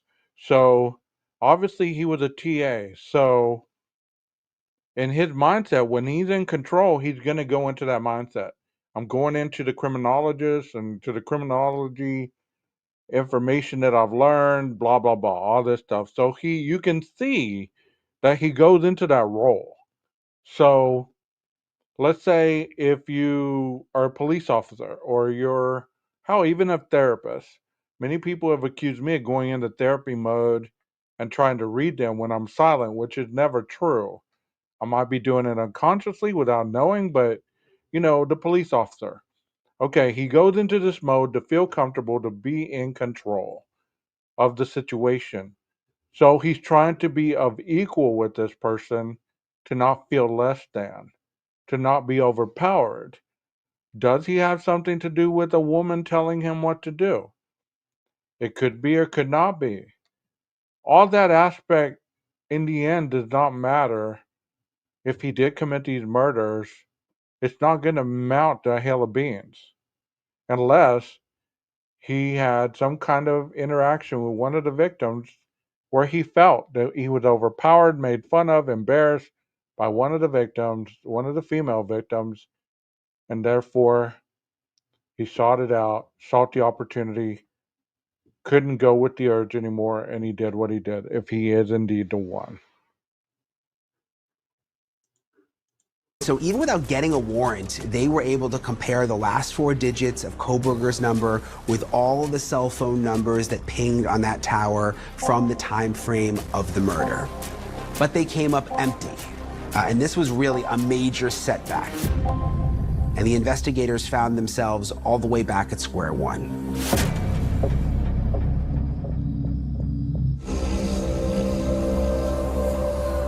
He went on a Tinder date. And to be honest, my girlfriend's watching Drunk Turkey right now as we speak rather than watching this because I've already went over it with her. So, you know, she's not even watching my live. How rude. With a college student. And it was very, very bizarre. A woman came forward saying that they were watching a Netflix movie in her room. And then she was uncomfortable. She got up to go to the bathroom. He followed her to the bathroom and she didn't know what else to do. So she pretended to throw up and made like throwing up noises until finally he left. And he texted her later telling her that she had like really nice birthing hips. He has a history of sort of misogynistic behavior. At best, we can say he was socially awkward. He didn't read a room. He didn't understand how to navigate people. When he's a little bit older, Kohberger has a local bar that he goes to, and he ends up pursuing the females at the bar, asking them very personal information about themselves.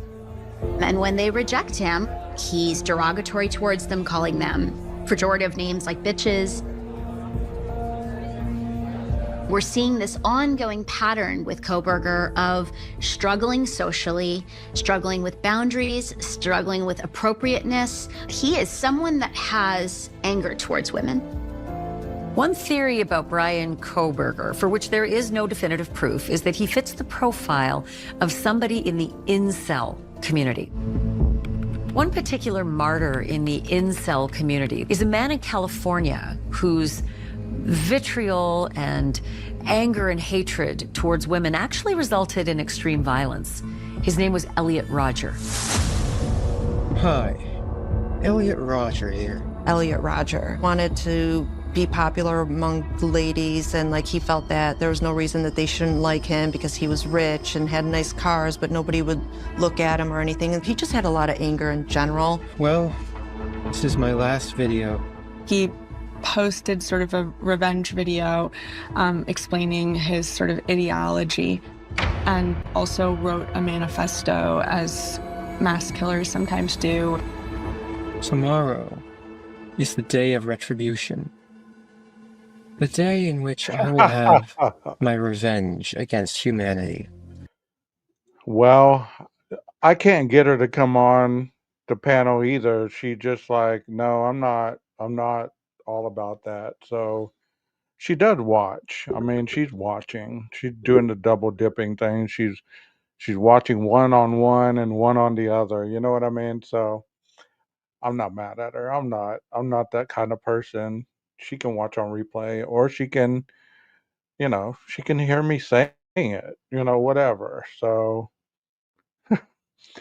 but to Elliot Rodger here, he was an incel. I'm going to go out on a whim here, all right? I kind of jumped on the incel train in the very beginning, but to be honest with you, the more this happened, this case went along, I don't think that has anything to do with the murders either. I really don't. I don't. Yeah, I did say that early on. I don't want her to be known, but it's whatever. I try to keep her out of my mouth. People are nosy, Leslie, but it's cool. Anyways, it's not about my girlfriend. Y'all pay attention here. Early on, I tried to paint the incel thing because I was trying to see how all this stuff really coincided together. And I could see various traits, various, areas that, could possibly be. But one, Bryan never wrote a manifesto. His final exam was not a manifesto. That was him going over what he learned during the whole semester and writing down a fictitious murder of an individual that was 35 years old with a knife. And he was, whether he directed that and really that was him getting, think about it like this. If you can't be, I've always heard, if you can't do, those that can't do, coach. Or those that can't do it anymore, teach. Okay, so, there was no manifesto. So, in order to live something that you know is wrong, and you were honestly gonna be interested in it, it's kind of like the true crime community. Does everybody who watches true crime, do they have the capacity to kill? Of course they do. But how many of them honestly would ever become a killer? Like that professor stated on that short that I posted, how many people honestly go into killing just because they've taken up interest in the true crime community or criminal justice? There's a lot of them that don't, you know. Um, you know, so to say just because he studied criminal justice or just because he was going toward a PhD, him being a TA would interest me more than about his degree choice. The TA portion of him teaching this would keep his urge at bay because you're talking about it. It's kind of like people who deal with emotional trauma and they become psychologists or therapists or even doctors, and they're helping other people deal with their own issues by keeping their issue at bay by helping somebody else. Is that healthy? No, it's not. But think about that aspect. If you're teaching people how to catch a criminal while trying to keep your criminal urges at bay, doesn't that make sense a little bit? Leslie, stop. Does that make sense? Does that make sense to y'all? So think about that a little bit. If he's trying to keep his urge at bay by going through all this, it's like somebody trying to stay sober who became a substance abuse counselor. You get what I'm saying? Somebody trying to fix themselves or an issue that they know that they possess by going to the positive side of life to keep that at bay. How many cops have we known that have become killers or rapists or worse because they were a police officer at first and they were doing good things, but they fell to their demons? The individual that I highlighted at one point, there was a football player. He was a hell of a football player, even made it to the NFL. But once he couldn't play anymore, he lost the ability to put his urges, his desires, his instability from football and shifted to killing. I know that's hard. I know that's hard to understand. But let me tell you, I've been working with the human mind for a long time. And it's easy to see in the patterns in people. If you see certain patterns in people, you understand what causes them to do what they do. And it's hard just to get on here and describe it to you because there's a lot of years of understanding this and doing field studies and all kinds of stuff to be able to present it to you, just like I did with the alcohol aspect a while ago. See how I'm presenting things to you that go along with this case that are never spoken on.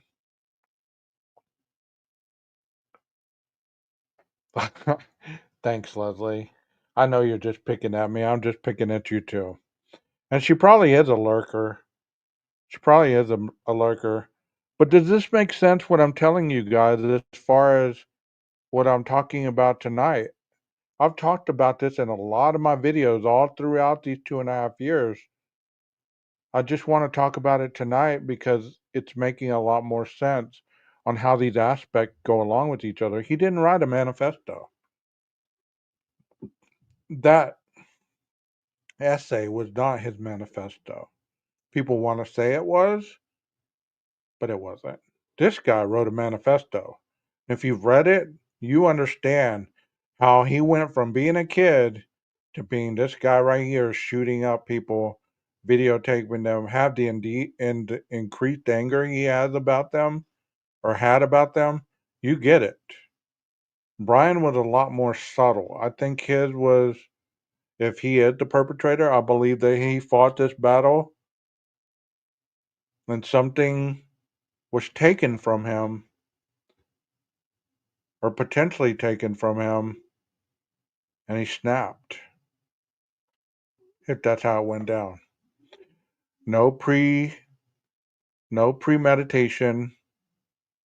If the premeditation was there, it was him not being able to handle this without the drugs. And he cross-addicted into something else, which might have been the physical fitness. But even if you understand the level of addiction and the mindset, you do understand that you can only use up something so long before you go into something else. Him being a student, after a while, being a student, it kind of keeps those urges down. Kind of like smoking weed. You get the concept, but after you stop, those urges come full circle. And especially if you're reading or you're learning about something that kind of triggers you, or that you're having transference or countertransference on, and all it does is like a pressure cooker. And eventually that pressure cooker, if you don't deal with it accordingly by adding more water or taking it off the flame, boom, you have an explosion. Against all of you. Our top story tonight, a 22-year-old taking the lives of 6 others in a shooting rampage near UC Santa Barbara. 2 women standing outside a sorority and 1 man outside a deli were gunned down last night. 13 others injured and 3 others were stabbed to death at his apartment.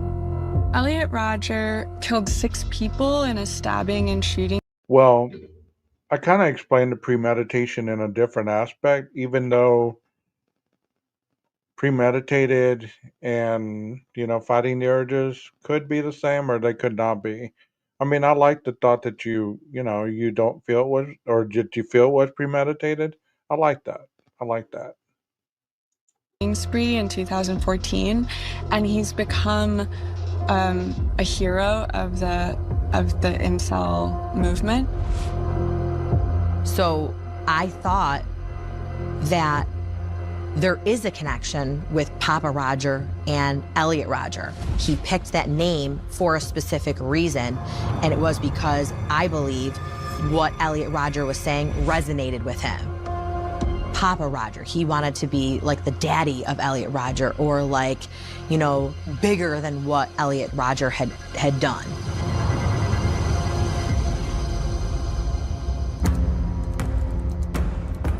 It's important to note that no evidence has emerged tying either Bryan Kohberger or Papa Rodger to online posts and incel forums, or that they expressed admiration for Elliot Rodger. And also think about this. It's never been written anywhere or even discussed that Brian had any kind of thoughts about women like that. Even in those early Tappa Talk forum writings, he wasn't talking about his anger toward women. He was talking about his perception towards his family. So it wasn't about women. It wasn't about, I'm mad because I can't get a girlfriend. I'm mad because I can't have sex. I'm mad because of this. I hate women because of that. I don't, this, that, and the other.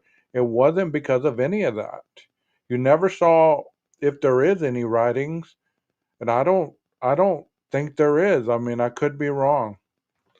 But we haven't been given the pleasure to be disclosed to those documents.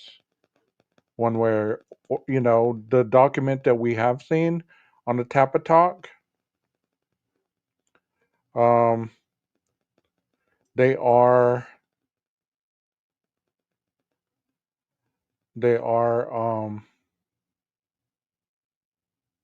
on other aspects.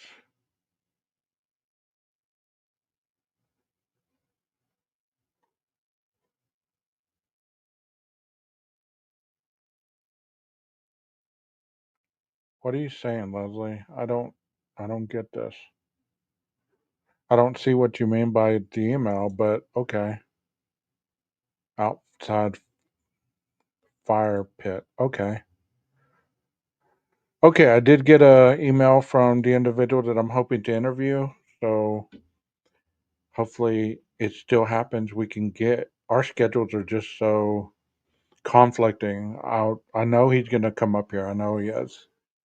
He's just a very busy man. But do you get what I'm saying as far as, you know,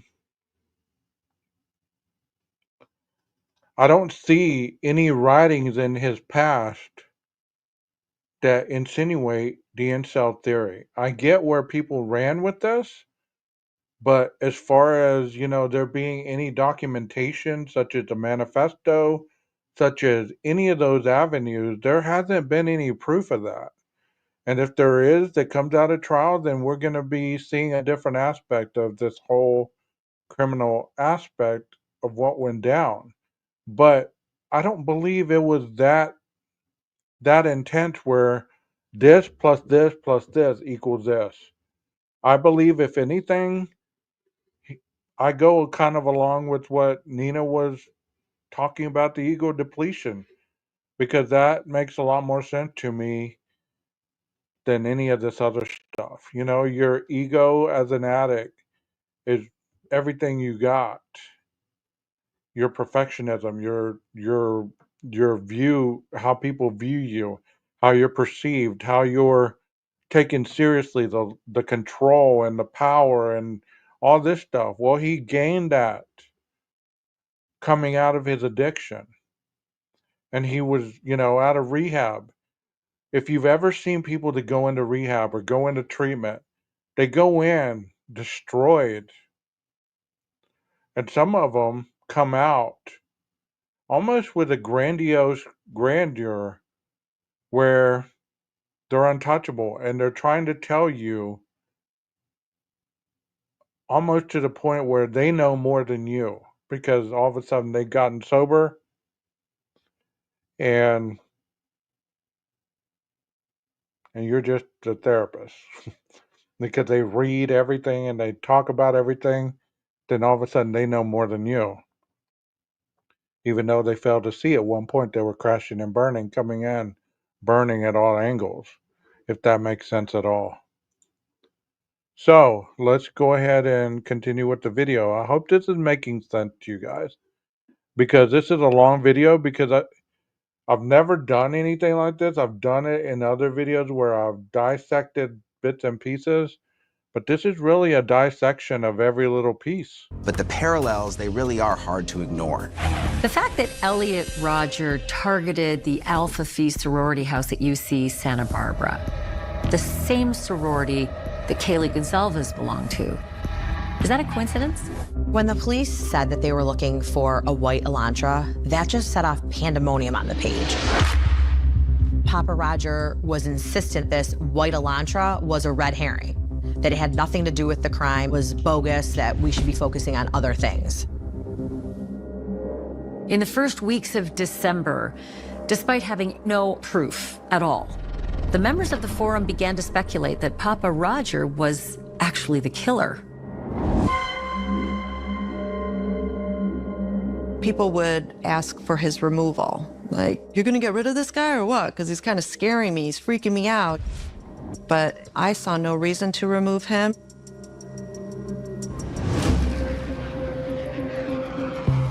At the end of December, I had to travel where I was gonna be offline and not be able to help. So we asked this member to help out for a little while as a moderator. Papa Roger got into a big fight with a lot of people. He would fight incessantly with members in our page.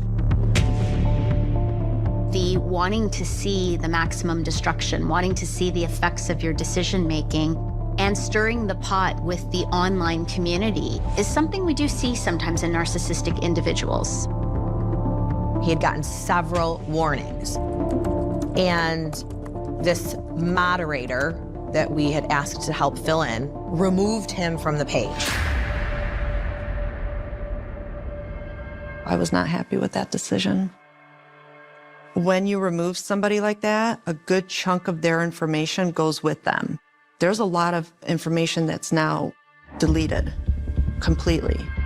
And what if there's some key evidence there? Thankfully, we started taking tons of screenshots of things that he said on the page before it was removed. Papa Roger was removed from the page somewhere between 4 and 6 p.m. And within the hour, Papa Roger opens a new Facebook group called Moscow Murders Anything Goes.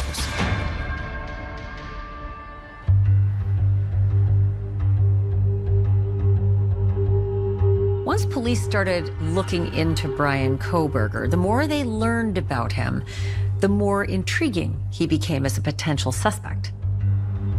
When Bryan Kohberger turned out to be a criminology student, that added an entirely new layer to the story. He ended up going to community college and sort of developing a really intense interest in murder. and that sort of carried him into grad school and beyond. He studied under a very, very prominent professor who's a serial killer expert, and I think that might have fascinated him. But he was known academically for having an interest specifically in crime scenes and DNA. He made plans to drive across the country home to Pennsylvania for winter break. His dad flew out to make the drive with him. I suspect that there was some type of physical surveillance involved, if not for the full trip, then at least a good portion of the trip. They were stopped a couple times by police in Indiana.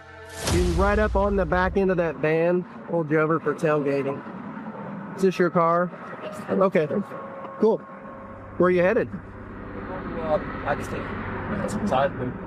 Well, See right there, he doesn't look awkward at all. He looks like somebody that understands exactly what just happened.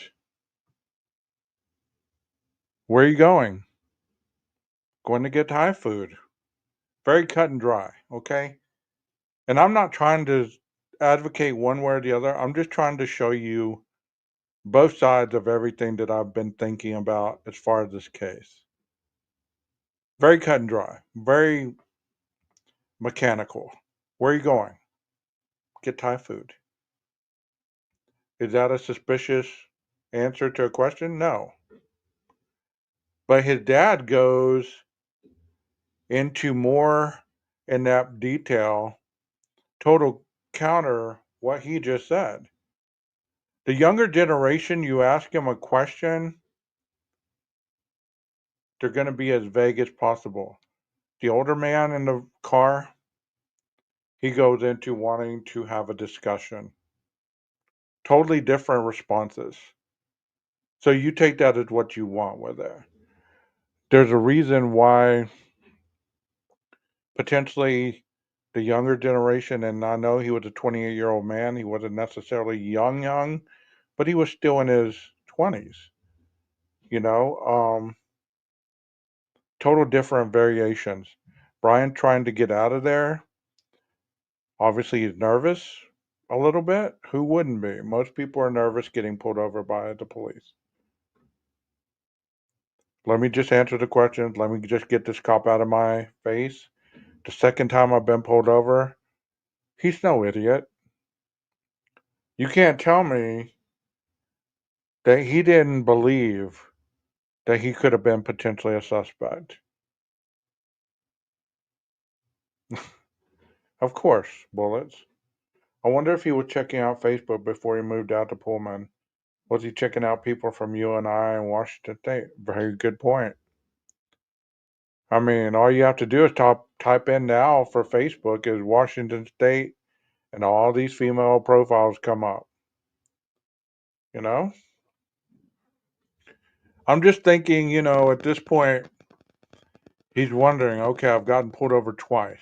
Is he really mindful enough to think, are they onto me, or do they believe that I could possibly be involved in those murders? Because what's the first thing his dad talks about?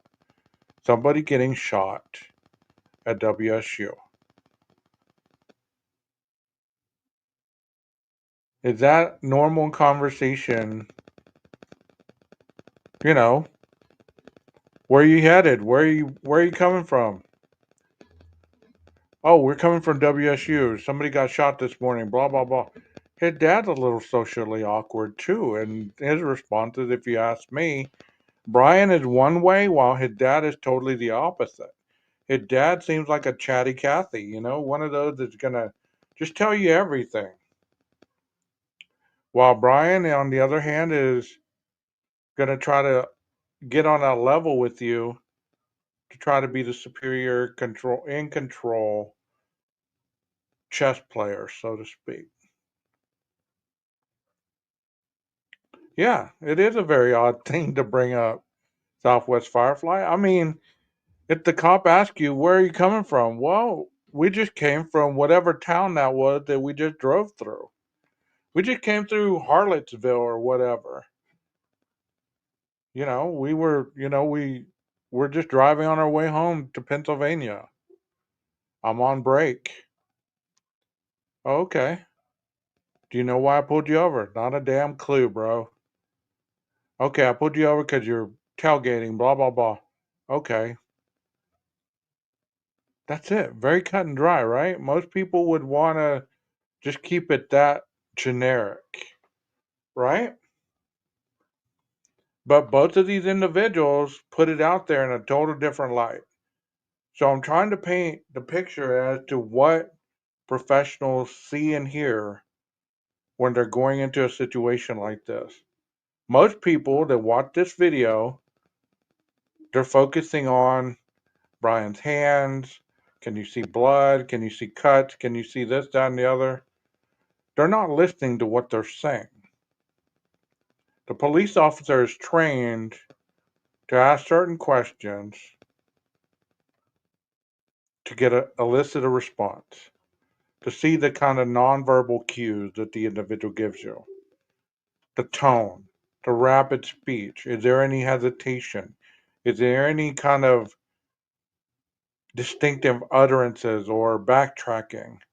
He's remembering what's being said, because if he asks that question again in a different way and you get a different answer, there's an inconsistency in the story there. Probable cause. Does that make sense?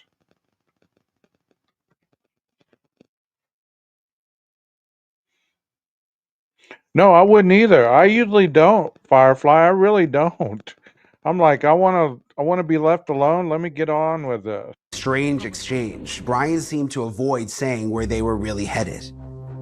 People theorize that the police who made these stops were aware of who he was and had intelligence about his connection to a possible crime. Perhaps there was a reason why they wanted to slow him down, maybe for surveillance to catch up with him. Perhaps it was also to see what was going on inside the vehicle. But do me a favor, don't follow too close, okay? Officers never ticketed Kohberger for any traffic violation. And it's interesting to me, like here in Texas, the officer always goes to the driver's side. There is an officer on the passenger side, but the guy that pulls you over is usually talking to you, the driver, not the passenger, through the passenger side. So it's different in other states. I get that. But it would have been interesting to see what kind of interaction we would have had that officer been on Brian's side. Was this a planned stop? Did they tell him, hey, don't provoke him? Or see what he does, see what he says. Is he going to run? Is he going to gun it? What's the rest of the trip like?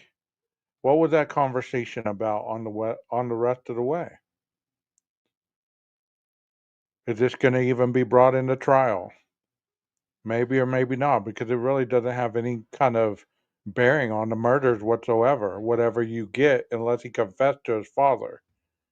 But I also think about it, there's a reason why the policeman didn't go to the driver's side and talk to Brian rather than talking to Brian through his father.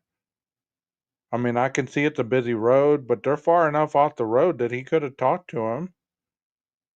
But that's just my mindset. I just go and go and go and go. And they let him go.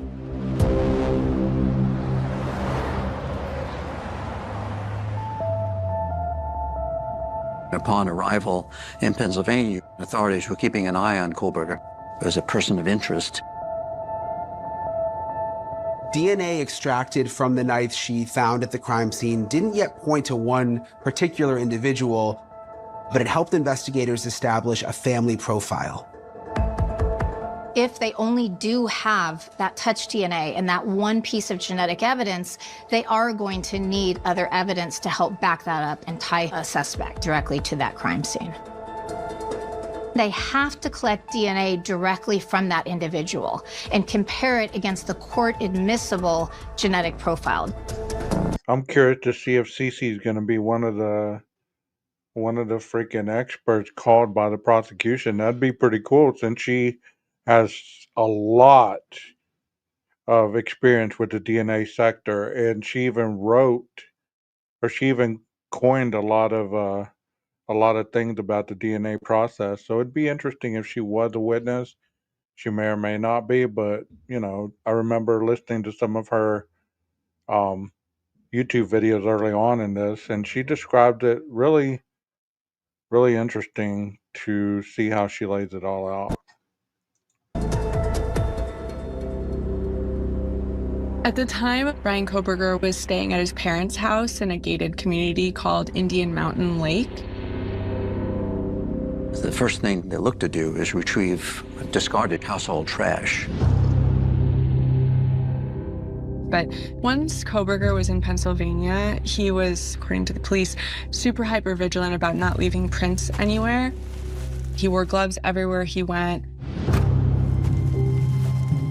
How someone acts after a crime could be argued to be relevant if it suggests consciousness of guilt.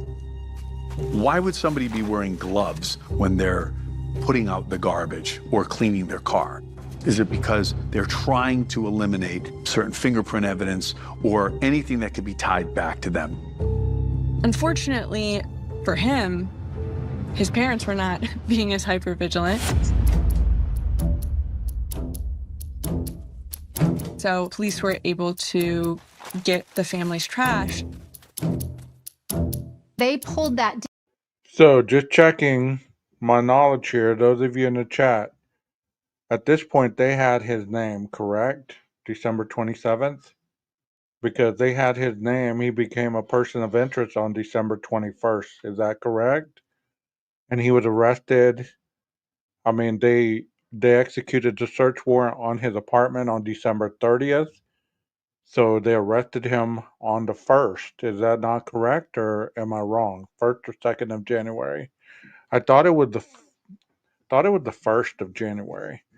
Those dates correct, or am I off? If I'm off, please correct me. But I believe that that he was a person of interest at least by the 21st. So December 19th as a tip. Okay. So if they got his name on the 19th, the SDR process was already done. They gathered the trash to swab it. They probably got some, if I remember that document correctly, it said they got a male and a female DNA. When one of the male DNA matched to Brian's, to the STR of being a male. So they also got the dad DNA, which matched the octillion to being a relative of Brian, if that's correct. All this stuff is all jumbled in my head. Okay, arrested December 30th. Thank you. Yeah, they did have his name on December 19th. I don't know why the 21st sticks out in my head, but like I said, I get the date jumbled up, so I appreciate you guys knowing the appropriate dates and stuff. Helps out a lot. DNA from Brian Koberger's parents' house, and it didn't match the suspect. Well, there's two males in this home that we know of, right? There's Brian and his father. This is male DNA. Let's run a paternity comparison. And they got the match then. I'm telling you right now how they got the match. They apparently got his father's DNA. Now, because his father is a first-degree relative, they can still use that STR profile. That was the final straw. Investigators at that point were 99.9998% certain they had the right guy. Brian Koberger's cell records were a treasure trove of information. Wouldn't you know, Mr. Koberger's phone was turned off at 2:47 a.m. the night of the murders. It also revealed that the phone was turned back on and traveling from Idaho back into Washington after 4:30 a.m.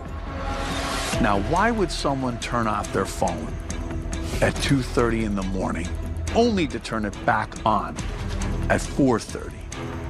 Anytime See that the map night right of the murders. there? Look. It Right here. also revealed that the phone was turned back on and traveling from Idaho back into Washington after. Right there.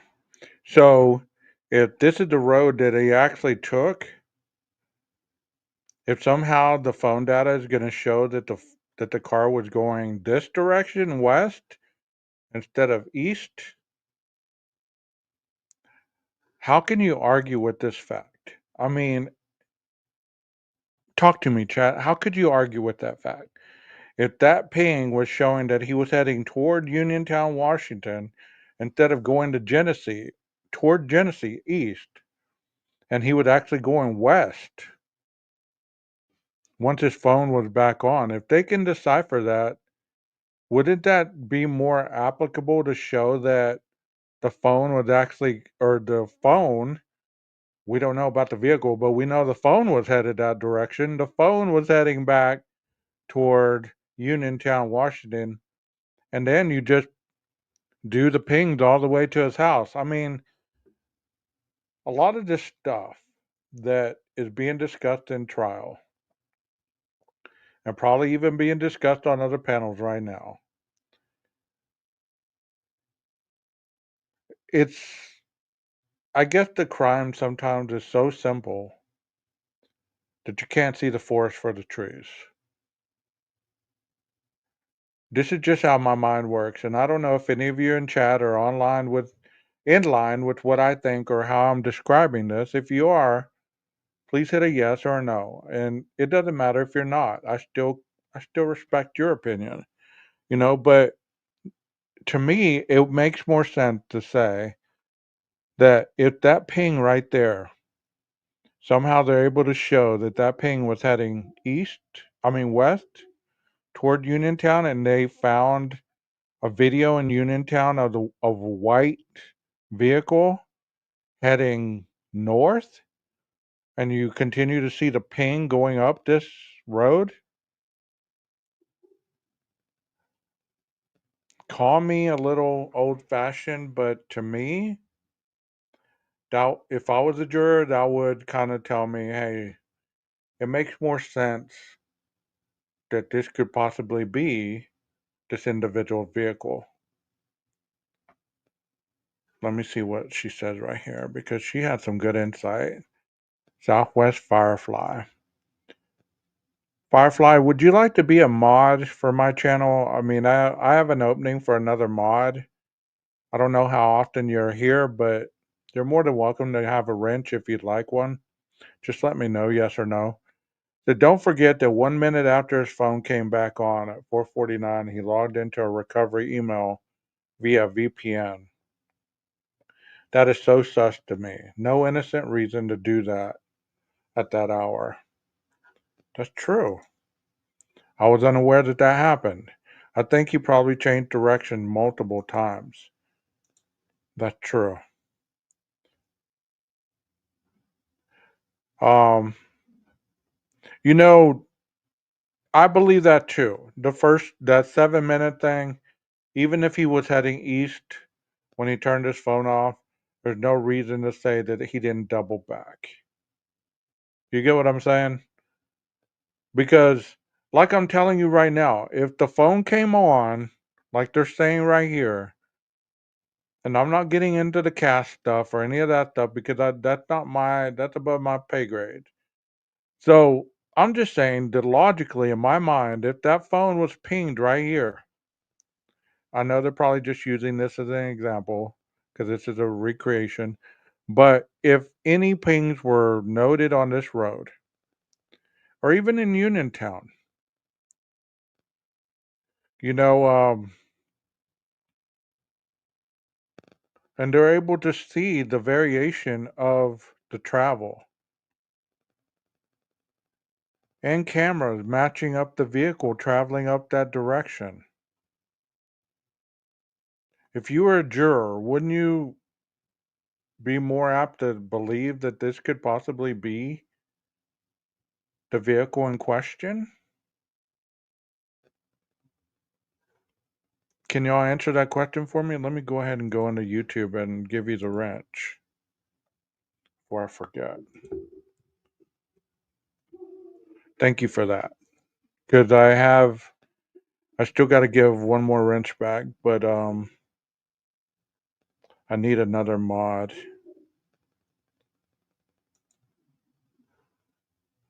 See, I like going along with this the way I'm doing it tonight rather than sitting there without illustration to show my audience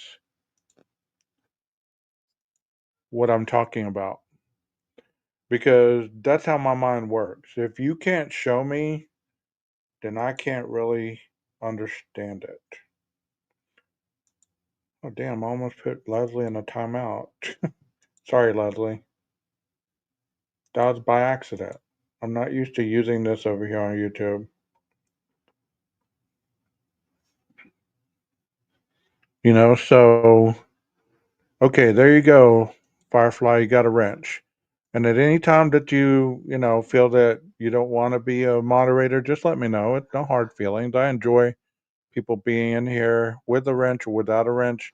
I hope that most people that are in here without a wrench feel that they're just as important as the people with the wrench.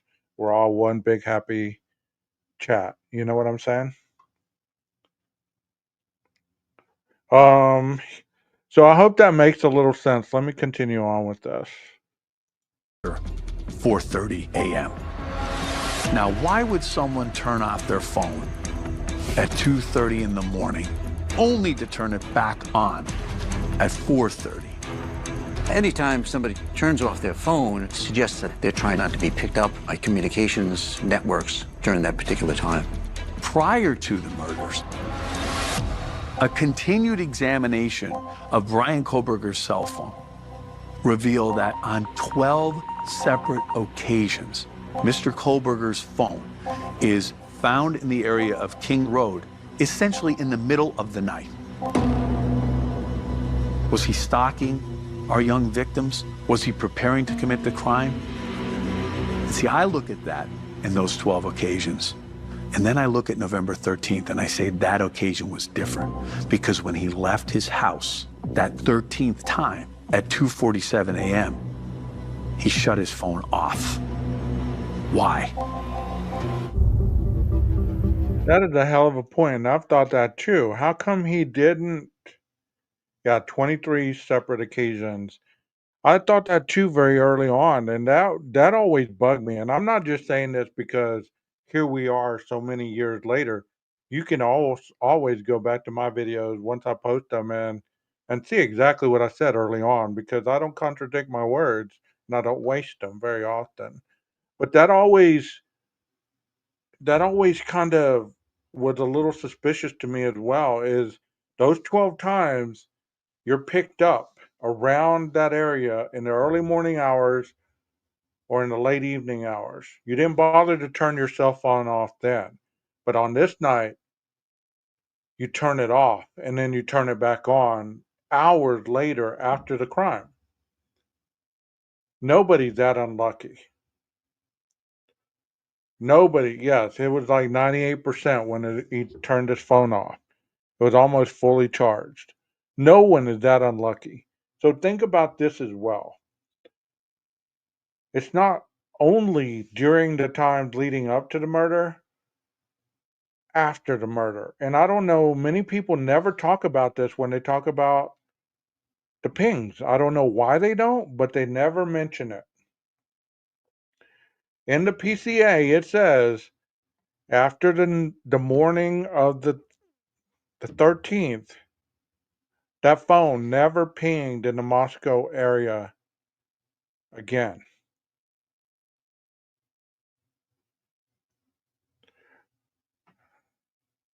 He was still around there.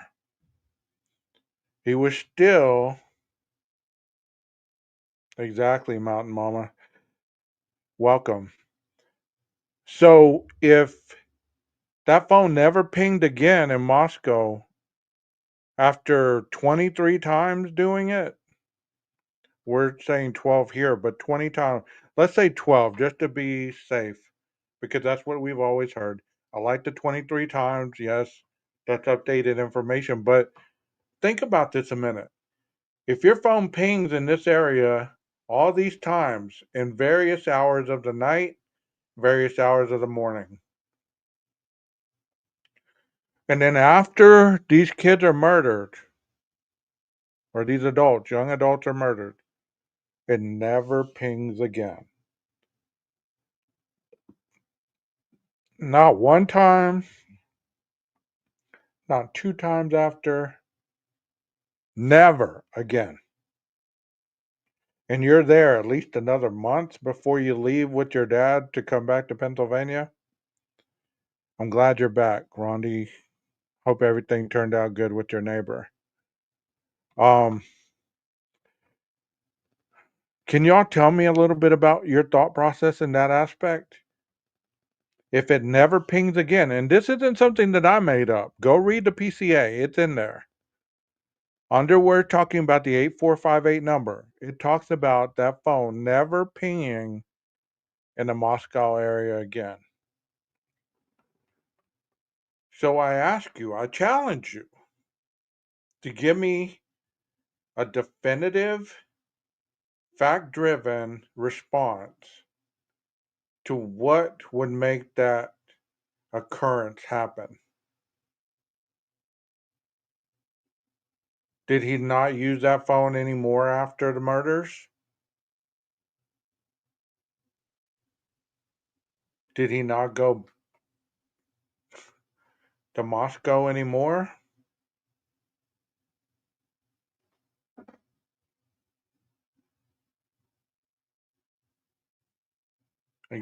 Exactly. There was sightings of him at the student union, supposedly by witnesses. The shopping's better in Moscow, quote unquote.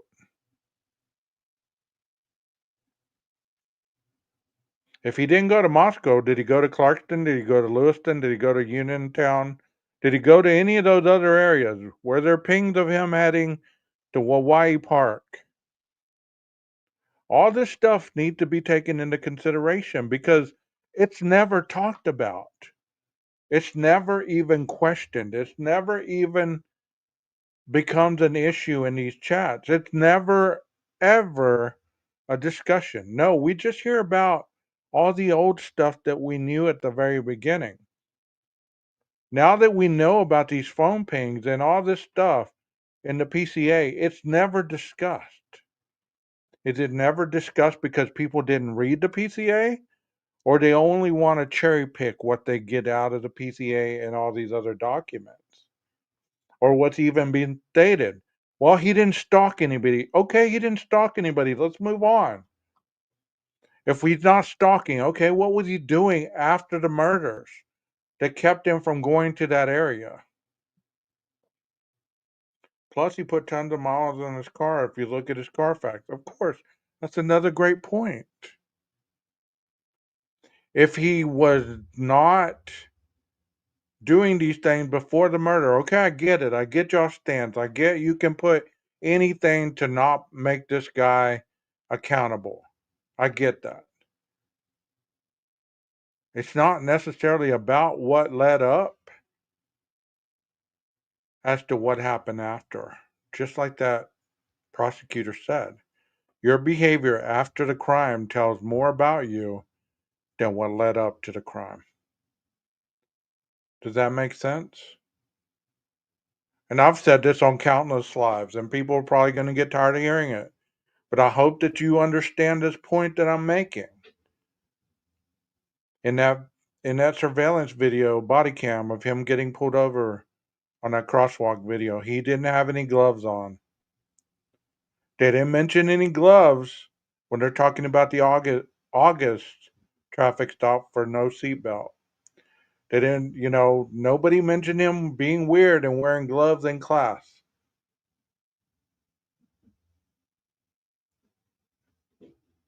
And the photos that had been taken of him on the university and the book signing and him signing a piece of paper in a lab looking environment, there's no gloves on.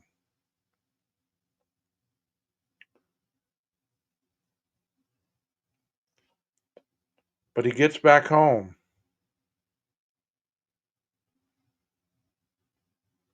And all of a sudden he starts wearing gloves. Not only to sort the trash out, but out. He's seen in the grocery stores with gloves on.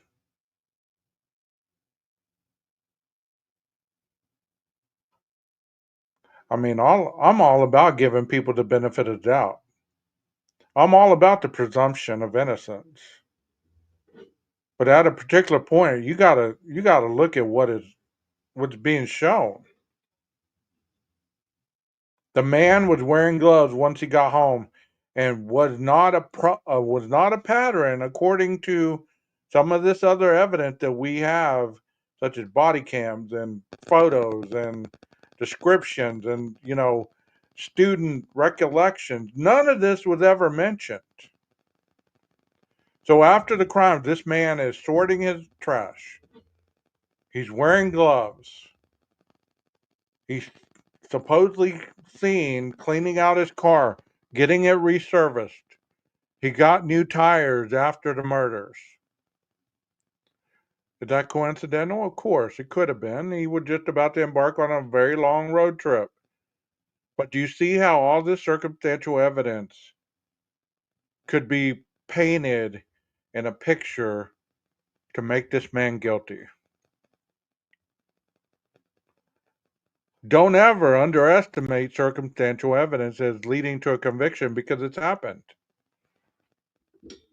So the fact that it's circumstantial and you say, well, it's circumstantial, there's no way that this case can be ever proven guilty with circumstantial evidence. Take the blinders off. It may be circumstantial, but look at the coincidence of all this happening. The thing that sealed it for me was him not stating his innocence. I would have had a megaphone shouting it. BK was known to be obsessive and germophobic. I get that. But if he was that germophobic, once he got home, he would have had those patterns in Pullman.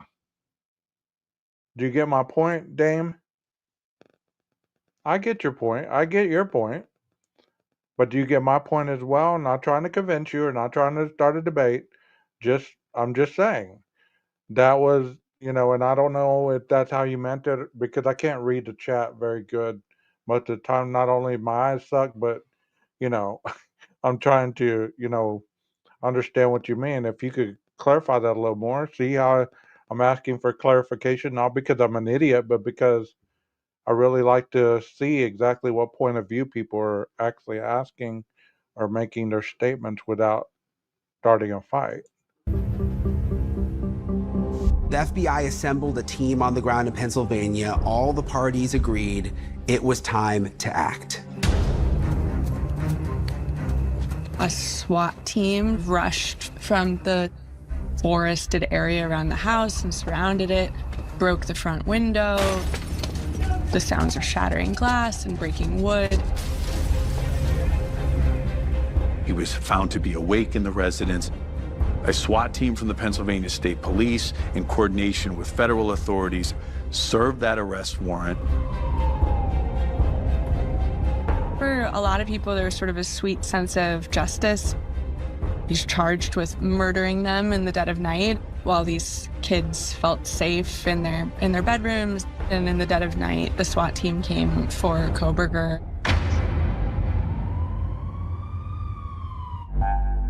On January 5th, just a few days after the arrest, Kohberger made his first appearance in an Idaho court. This is a capital case. The fact that the prosecution is seeking the death penalty against Bryan Kohberger really turns the volume up on this case because his life now hangs in the balance.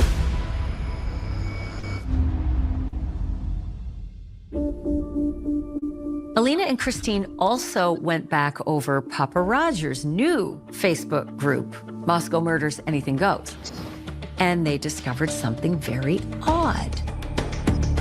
When Bryan Kohberger is arrested, Papa Roger profile goes blank. You don't see it anymore. There's no more interactions at all. That just sent chills up my spine, like, oh my God, he probably was in the group.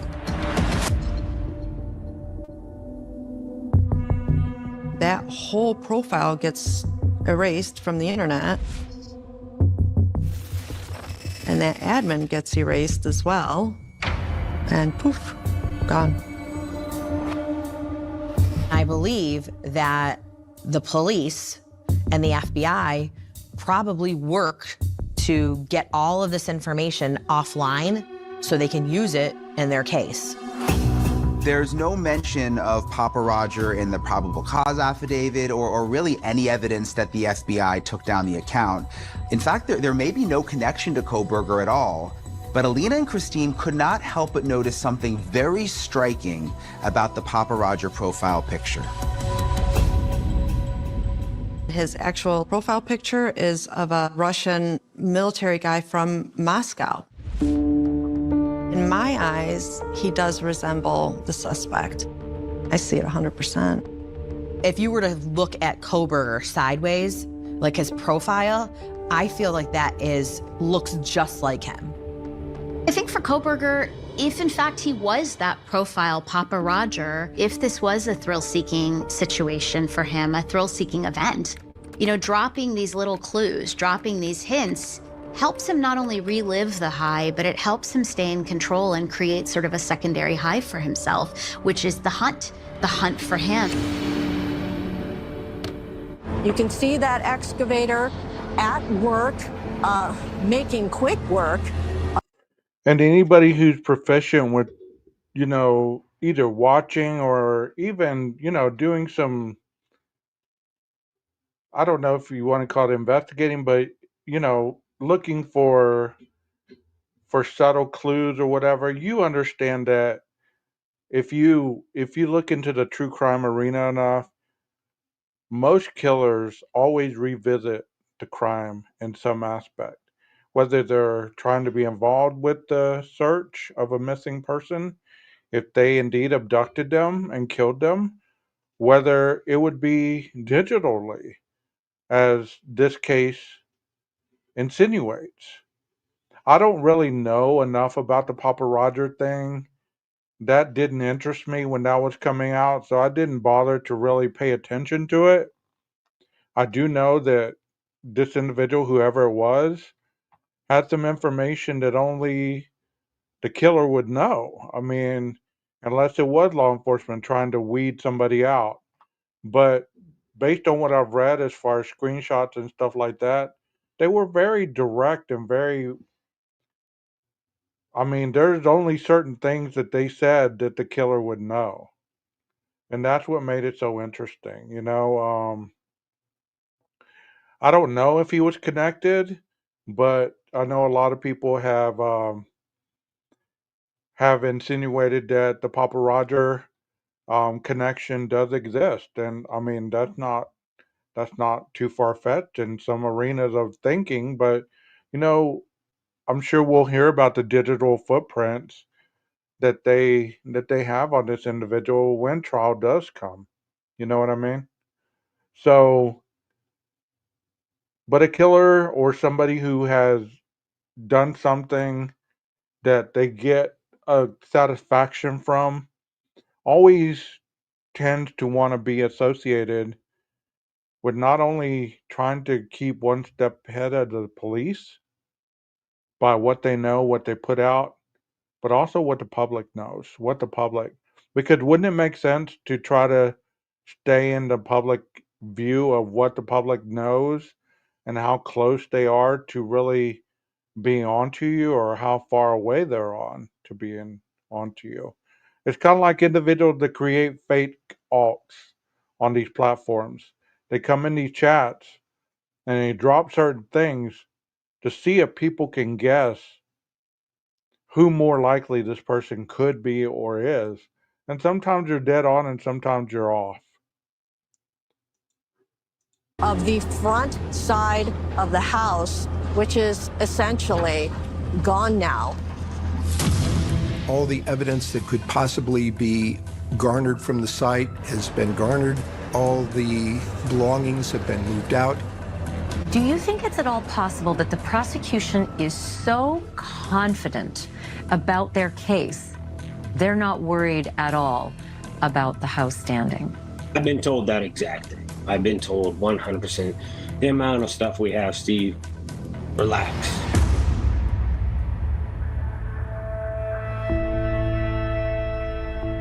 After assessing everything and the weight of the evidence against Mr. Koberger, it certainly doesn't look great for him.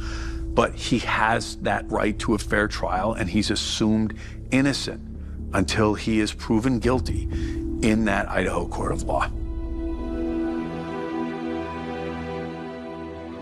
The two surviving roommates, they've never spoken publicly, and by all accounts, they were really severely traumatized by the events of that night, but they're trying to move forward with their lives. And for the families of the four victims, their wounds are deep and raw, and not even a guilty conviction or a sentence of death will fill the void left by the loss of their loved ones.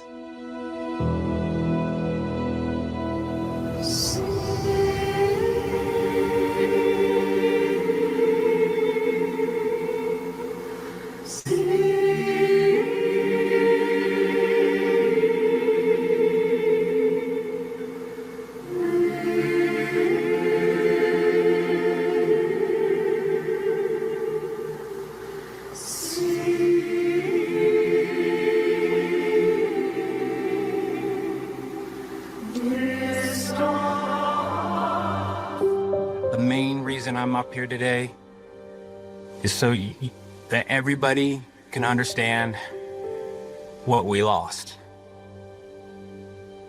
Because we lost 4 beautiful souls. When I would meet people, they'd say, tell me about yourself. And the first thing I'd say is, well, I have this daughter and she's, here's a picture of her. She's on the dean's list at the college. It's hard that we are without these 4 beautiful kids with us tonight. We are eternally grateful that we spent so much time with him. And I want to remind you that that's the most important message that we have for you and your families, is to make sure that you spend as much time as possible with those people, because time is precious and it's something you can't get back. Through all this, I hope we can all look through that dark tunnel and see the light and follow that light. And I pray that we have justice someday. I think that's like the second amazing rendition of the facts. I don't believe that that was too biased, and I hope you don't either. I hope that you feel that that was very objective in a lot of different ways, because that's why I try to get across on my channel is the objectiveness of this whole situation. And I think people really misconstrue my presentation for being one-sided, and I'm never one-sided, even though I do depict a lot of the law enforcement aspect, the mental aspect, all that, but I've never directly said that he wasn't presumed innocent. I do believe in the presumption of innocence until guilt,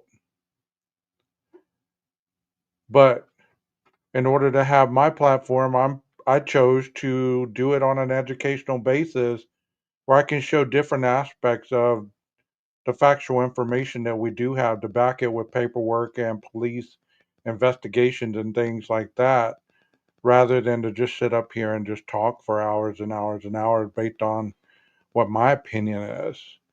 And I think that's not, that's not too bad of a platform to have, because I wanted to be different. I didn't want to be like everybody else on these platforms, and you're right. You're right as far as the family's being affected, you know? The family's being affected. And I've always said that. And I got a lot of backlash for that as well. Because I said there's his family is as much of a victim to this crime as the victim family who lost the 4.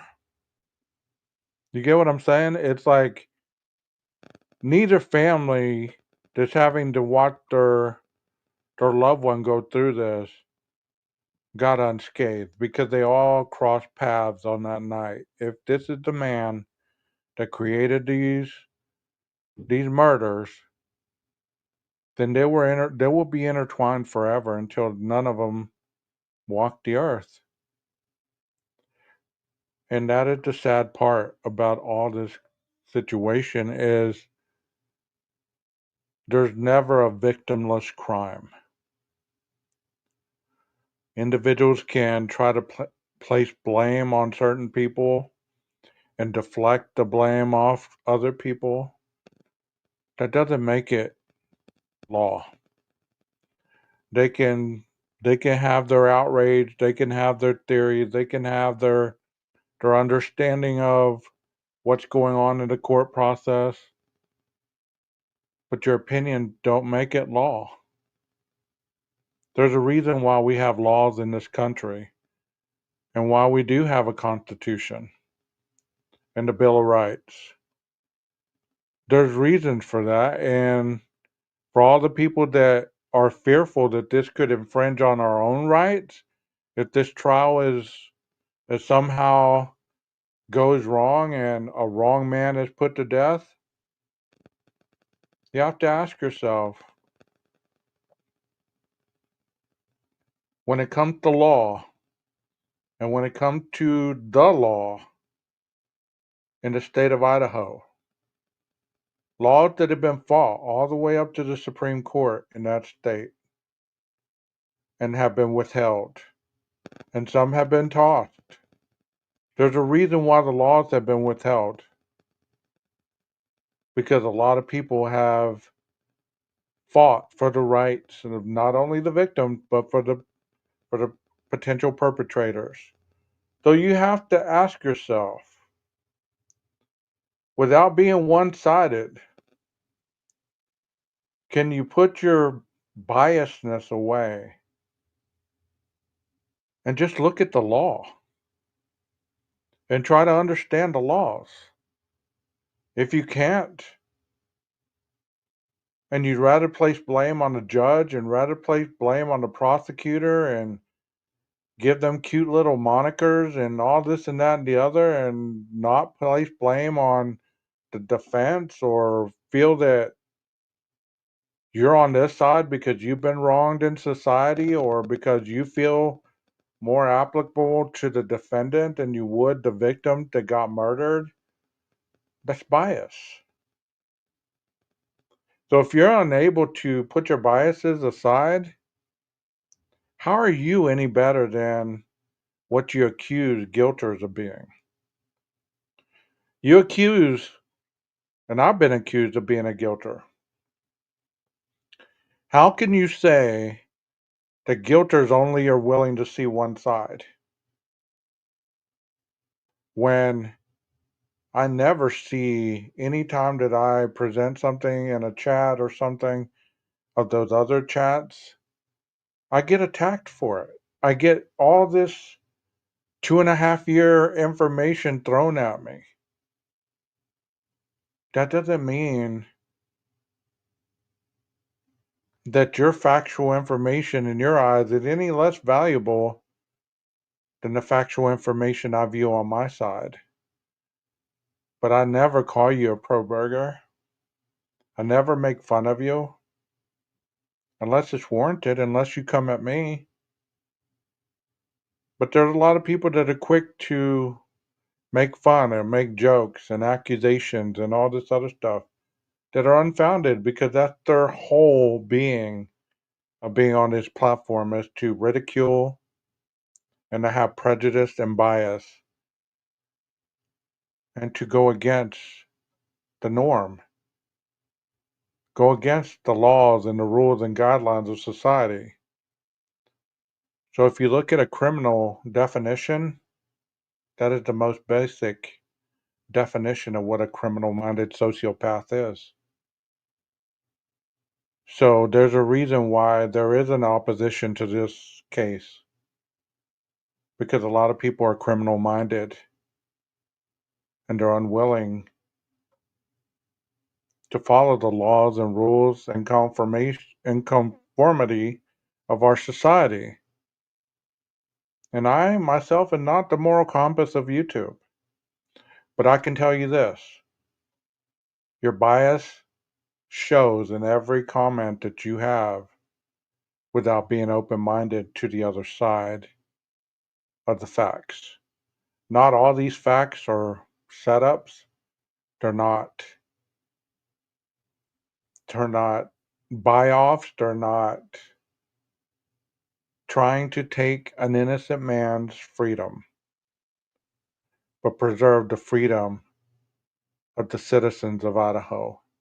And if you really understand the judicial system, that is why laws are put in place to protect the citizens for the propensity of violence.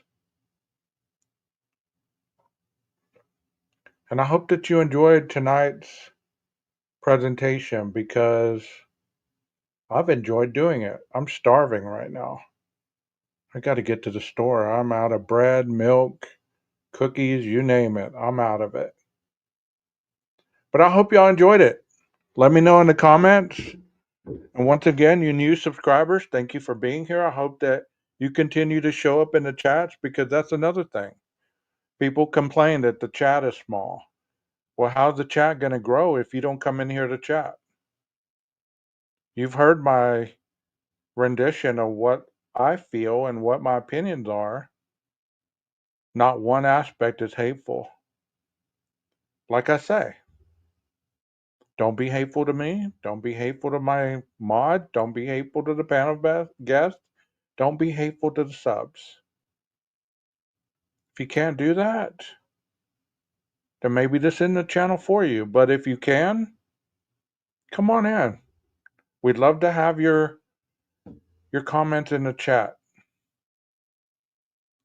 But once again, if you're criminal-minded, if you have the anti-conformity mentality, or you have the biasness that is never going to be changed, maybe this isn't the channel for you. But we can agree to disagree. Isn't that what adults do? This is an adult channel. Try to remember that. And the guest that I'm hoping to have next week, we rescheduled it. So it might be an impromptu, out of nowhere interview, which I always love those better because they happen so quickly and I'm I work better under pressure. So do your diligence. Thank you so much. Thank you so much for that. That means a lot, especially from a new subscriber. Thank you so much for that. Do your due diligence to yourself. If true crime is really your thing, do understand that this trial is going to end one day.